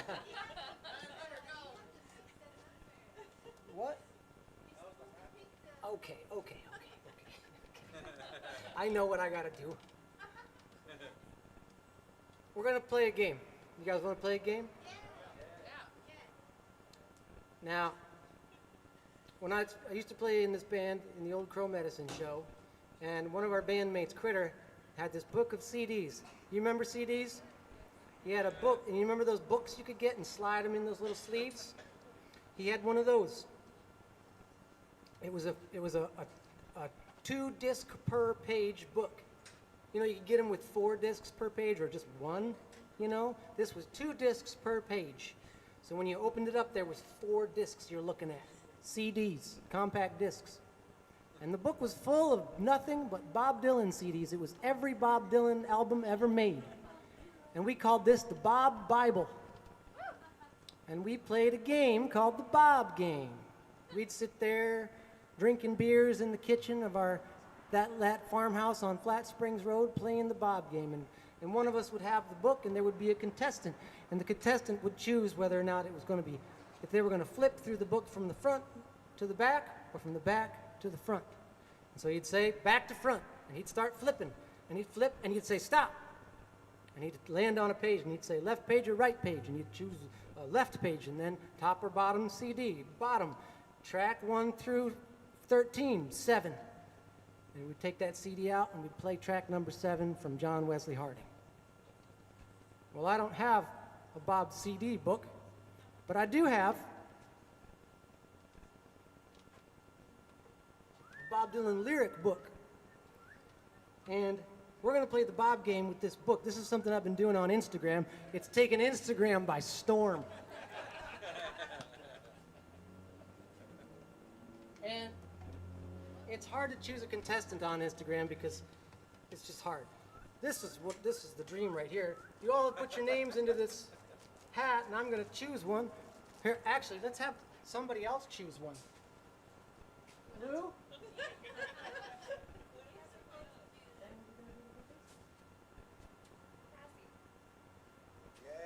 Cassie. Cassie. Cassie? Okay, Cassie. You don't have to go anywhere. You can stay right where you are. But you gotta have to see the book. Can you see the book? So now look, like I know some Bob stuff. Like I could sing you maybe, probably exaggerating, like 80% of this book. I could probably do 80. If I was exaggerating, I could say I could sing you 98% of the songs in this book. But that would probably be a lie. There's no chords or anything, just the words. Cassie, are you ready? Here, can you see the book? Oh, would you like me to flip the pages from the back to the front or the front to the back? Back to front. You just tell me when to stop. I don't know this song. It's like a B-side, long distance operator. It's like a bootleg B-side kind of thing. I've never heard this. Keep going the same direction? This is working out great. I knew this was going to happen. Tell me when to stop.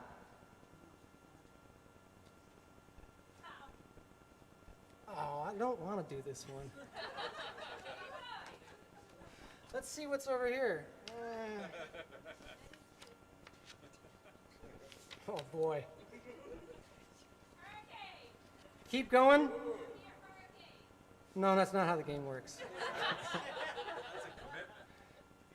Can we just start over?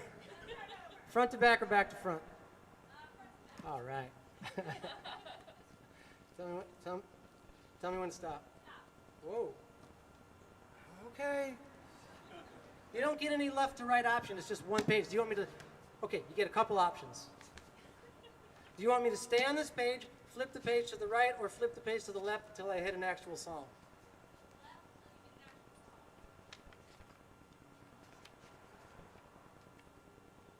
Oh, man. Farewell.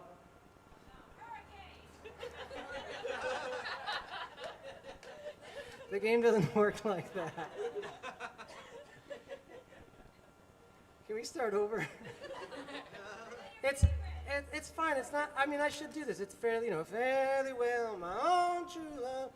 We'll meet another day, another time. But that was like from the Llewyn Davis movie that I did music in and all. Can we just start over from back to front? Just tell me when to stop, Cassie. Tell me when to stop. Right there? Oh my God. Oh, I need that ladder. Hey, one of you bros, can you guys give me that ladder?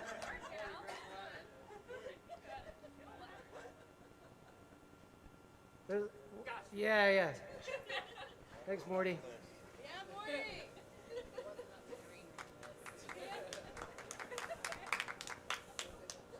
I'm gonna invoice these guys for this. Over on this side, please, sir.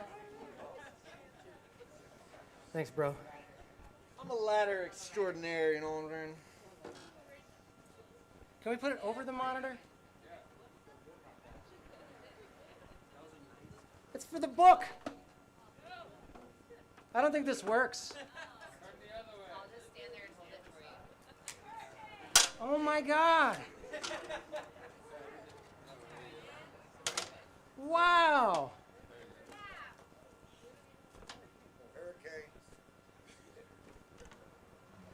Cassie, you're never going to believe it.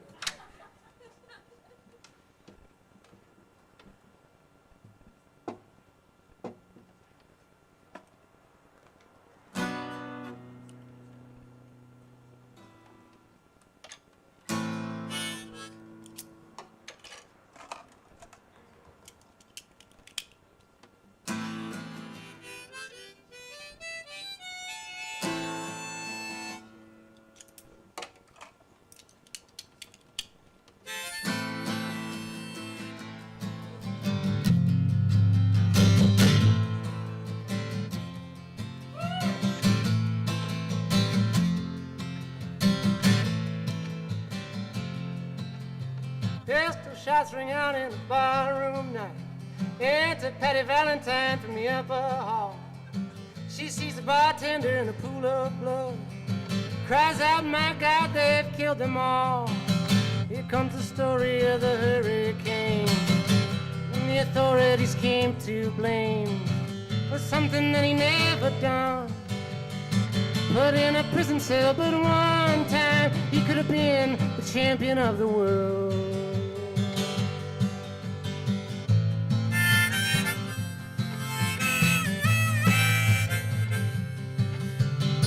Three bodies lying there in Patty's sleep. And the man around bellows moving around mysteriously. I didn't do it, he said, as he throws up his hands. I was only robbing the register, hope you understand. When he fails and he stops, and one of us had better call up the cops. And so Patty calls the cops, and they arrive on the scene with the red lights flashing in the hot New Jersey night.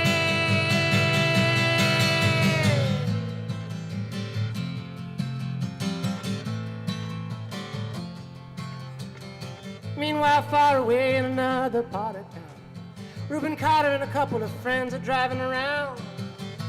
And one contender for the middleweight crown. Had no idea what kind of shit was about to go down. And the cop pulled him over to the side of the road, just like the time before and time before that. And Patterson, that's just the way things go. If you're black, you might as well not show up on the street unless you want to draw the heat. It's kind of hard to read.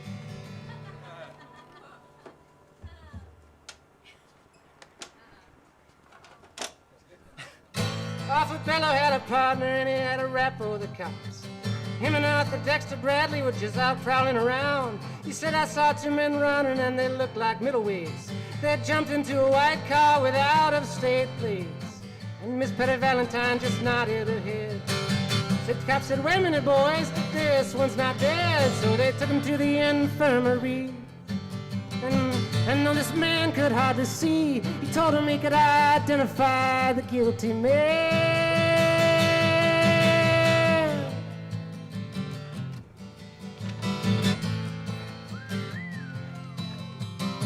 4 in the morning, they hauled Reuben in. Take him to the hospital and they bring him upstairs. The wounded man looks up through his one dying eye, saying, what you bring him in for? He's not the guy. Here's the story of the hurricane. And when the authorities came to blame for something that he never done, put in a prison cell, but one time he could have been the champion of the world.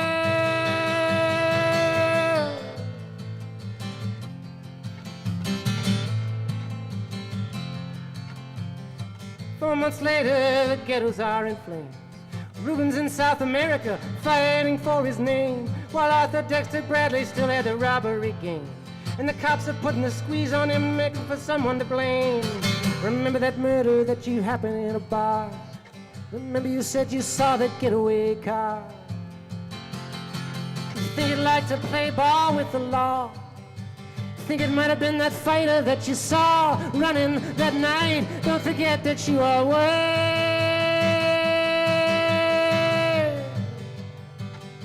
Arthur Dexter Bradley said, I'm really not sure. The cop said, poor boy like you could use a break. Now you got your brother motel job and we're talking to your friend Bello. You don't want to have to go back to jail, be a nice fellow.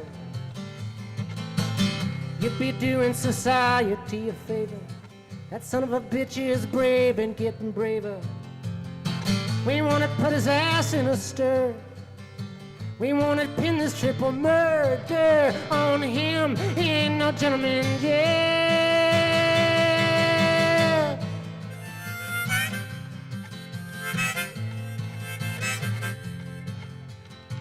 Reuben could take a man out with just one punch. I never did like to talk about it all that much. It's my work, he'd say, I do it for pay. When it's over, just assume go on my way up to some paradise where the dry streams flow and the air is nice, and ride a horse along the trail instead of taking it to the jailhouse where they try to turn a man into a mouse. Reuben Carter was falsely tried. The crime was murder, man. Guess who testified? Bellow and Bradley, and they both badly lied. And the newspapers said they all went along for the ride. How can the life of such a man be in the palm of some fool's hand?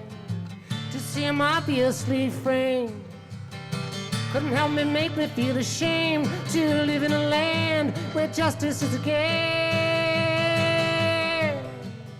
Now all the criminals in the coats and the ties are free to drink martinis and watch the sunrise, while Reuben sits like Buddha in a 10-foot cell, an innocent man in a living hell.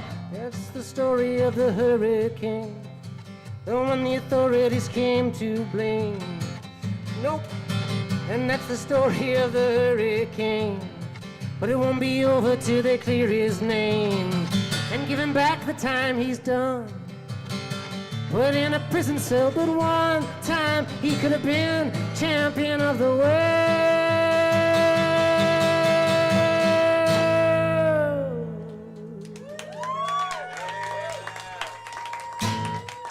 Oh boy. Well, That's all we're gonna do with the Bob game. I didn't say it was gonna be good. I didn't say it was gonna be good. It had its moments. Thank you very much. Great pick, Cassie. Can you take that for me? Thank you.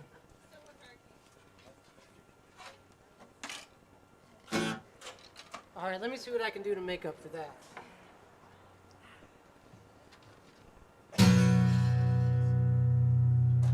Yonder come Miss Rosie. How in the world do you know?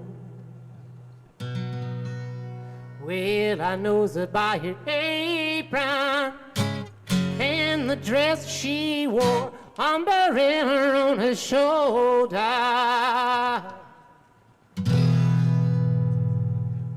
A piece of paper in her hand. Oh, well, she's going to see the governor. Turn loose of my man at the midnight special. Shine its light on me. Oh, let the midnight special shine its ever-loving light on me. Now when you gets up in the morning, when that big bell rings,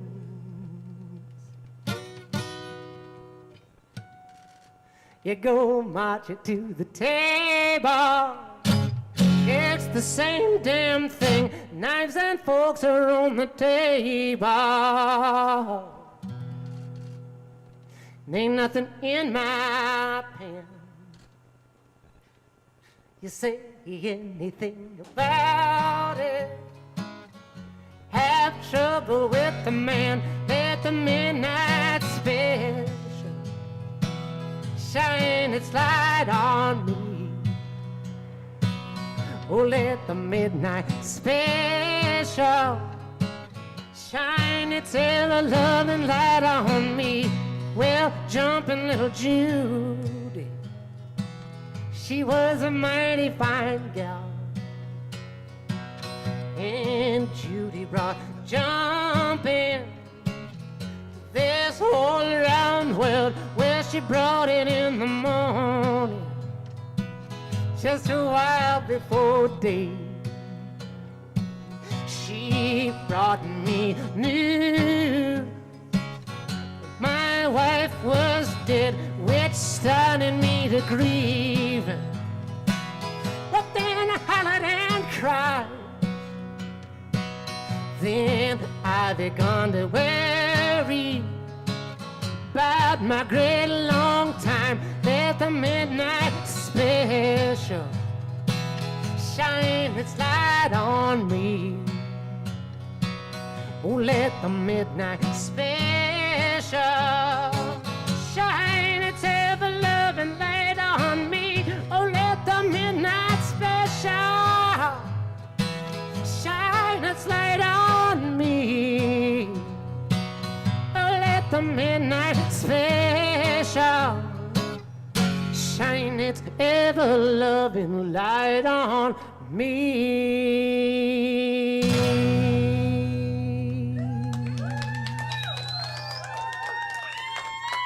So, if you ever go to Houston, boys, you better walk right. And you better not stagger. And you better not fight. Sheriff Brockton will arrest you. Cadet Boone will take you down.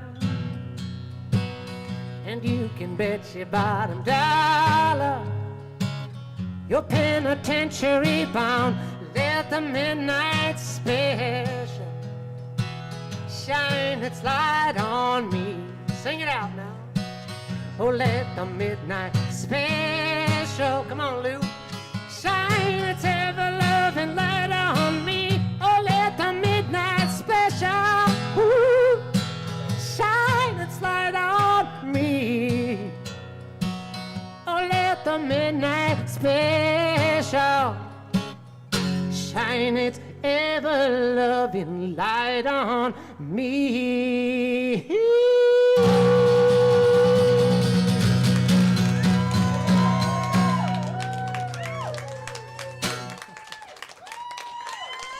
Thank you very much, everybody. Thank you, Jam in the Van, everybody at home watching. You guys, I had a great time. Thank you.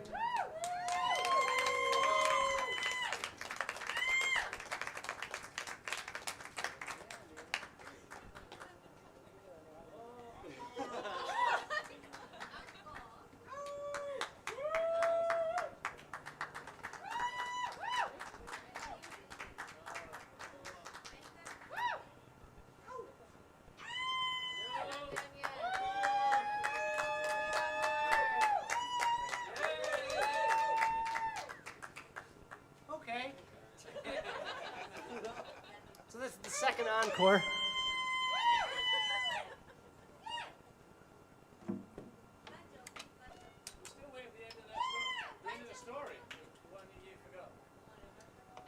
Well, it was pretty cool. I mean, I talked about, I don't remember.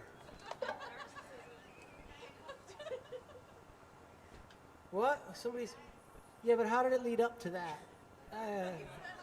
The ending's great. Because I get real mad at this guy in a coffee shop because he's staring at me. Oh, it's about where I live, and I live in the valley. Oh, that's right. And how when I was a little kid, and I never, okay, so when I was a little kid, and I was in junior high school, and I was growing my hair long for the first time. Because everything's always been everybody else's fault. Nothing's ever been my fault. And I thought about myself all the time. And and all of my problems were other people's fault. And, you know, like just being a kid in America. And I'll never forget that the first time I ever grew my hair long, you know, I was like in this real small town in Watkins Glen, New York. I grew up in this tiny little town, and I went to junior high school in 7th grade, and I had finally gotten my hair just long enough to put into a ponytail. Like a tiny little skateboarder Tony Hawk ponytail, like back here, you know? And I went to 7th grade. I went to 7th grade gym class, and my 7th grade gym class coach, teacher guy, Mr. Latin, came up from his office downstairs and walked across the gymnasium room floor, and he kind of stared me down the whole time, you know? Now this is the 90s. I know it's okay for the kids these days to like have pink hair, and it's encouraged for them to be different and to be individuals. But in 1991 or whatever this was, in Watkins Glen, New York, that was not the case. So Mr. Latin looked at me, and he sat down at his desk, and he paused, and he said, "Nice ponytail, Will. What are you, some kind of faggot?" And yeah, right? And that really stuck with me.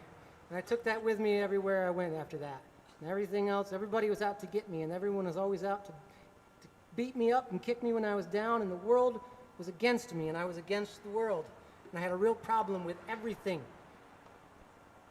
And it caused a lot of other problems, you know, in general. Things don't really work out after like 30 years of that.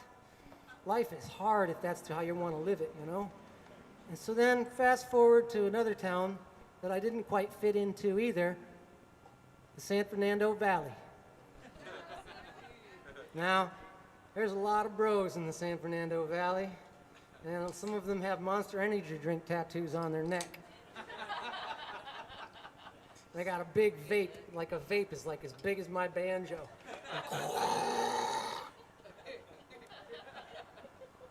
You know? And I'm like, what am I doing in the valley, man? It's not Silver Lake, and I got my funny hat, and I'm a banjo player, you know? And really feeling like the valley's out to get me. And just one day in the coffee shop there, and I'm there, and there's this guy staring me down, just like Mr. Latin was staring me down.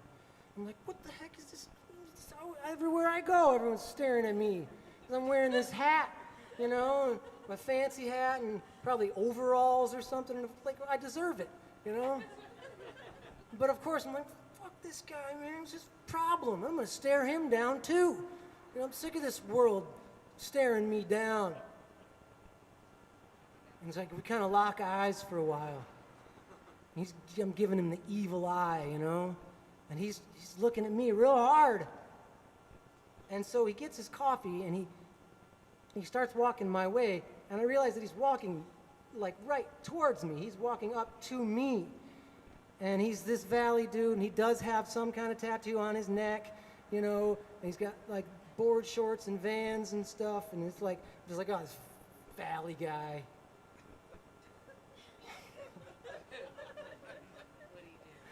And he walks right up to me, and he looks me right in the eye, and I'm like, oh no, you know? Like, he's kind of big, he works out, and I'm like, shit, he's gonna punch me in the face. And he says, hey, are you Willie Watson? And I'm like, fuck yeah, man. And he's like, oh my God, I'm such a huge fan. And like, what are you doing here? And I was like, I live here. And he's like, yeah, but in the valley. I was like, I live in the valley. He's like, no way, bro. And I'm like, yeah, bro. And I don't know, man, and he's just like, I can't believe I'm seeing you. I'm like your biggest fan, man. And like, me and my girlfriend listened to that one song all the time, and it brought us closer together. And I was at your last show, and you played that song, and we both cried, and you've changed my life. You know, and the story makes more sense when I sing it before, when I tell it before that song I sang, about how you all live together, you know? Anyway, there you go, bud. There's your story. I mean, you get it? Like, here I am being a total asshole, and he's just a fan, man. I love the Valley now. I want to be clear, I'm proud of the Valley. I love the Valley. I do have a vape. It's just not that big. What's going on? What the hell are we doing? Playing more songs?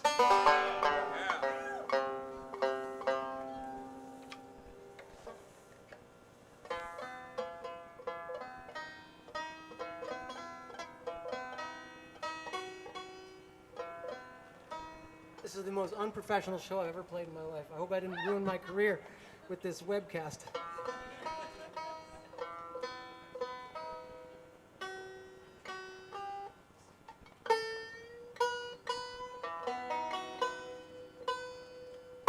John Henry, when he was a baby, sitting on his papa's knee, well, he picked up a hammer and a little piece of steel. Hammer be the death of me. Yes, hammer be the death of me. Hammer be the death of me, Lord, Lord. Hammer be the death of me.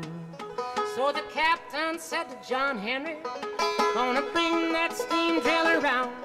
Gonna bring that steam drill out on this job and I'll whop that steel on down. Yes, I'll whop that steel on down. Whop that steel on down, Lord, Lord. Whop that steel on down. So the captain said to John Henry, you can bring your steam drill around. You can bring that steam drill out on this job and I'll beat your steam drill down. Yes, I'll beat your steam drill down. Yes, I'll beat your steam drill down, Lord, Lord. Beat your steam drill down.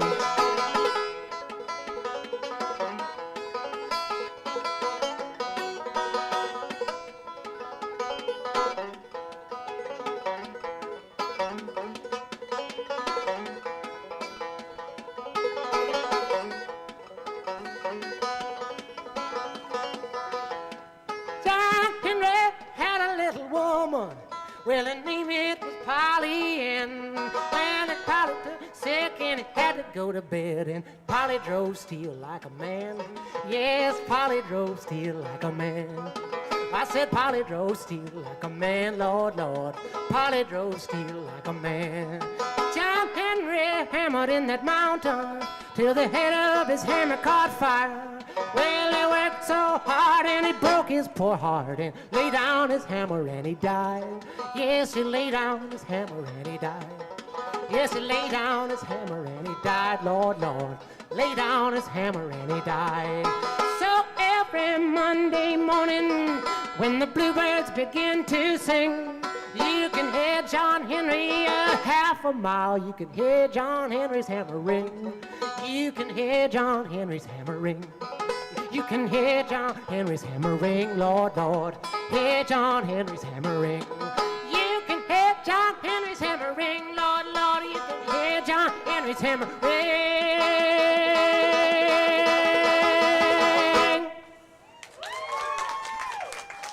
Okay, that's all I got for you. Goodbye. Thank you.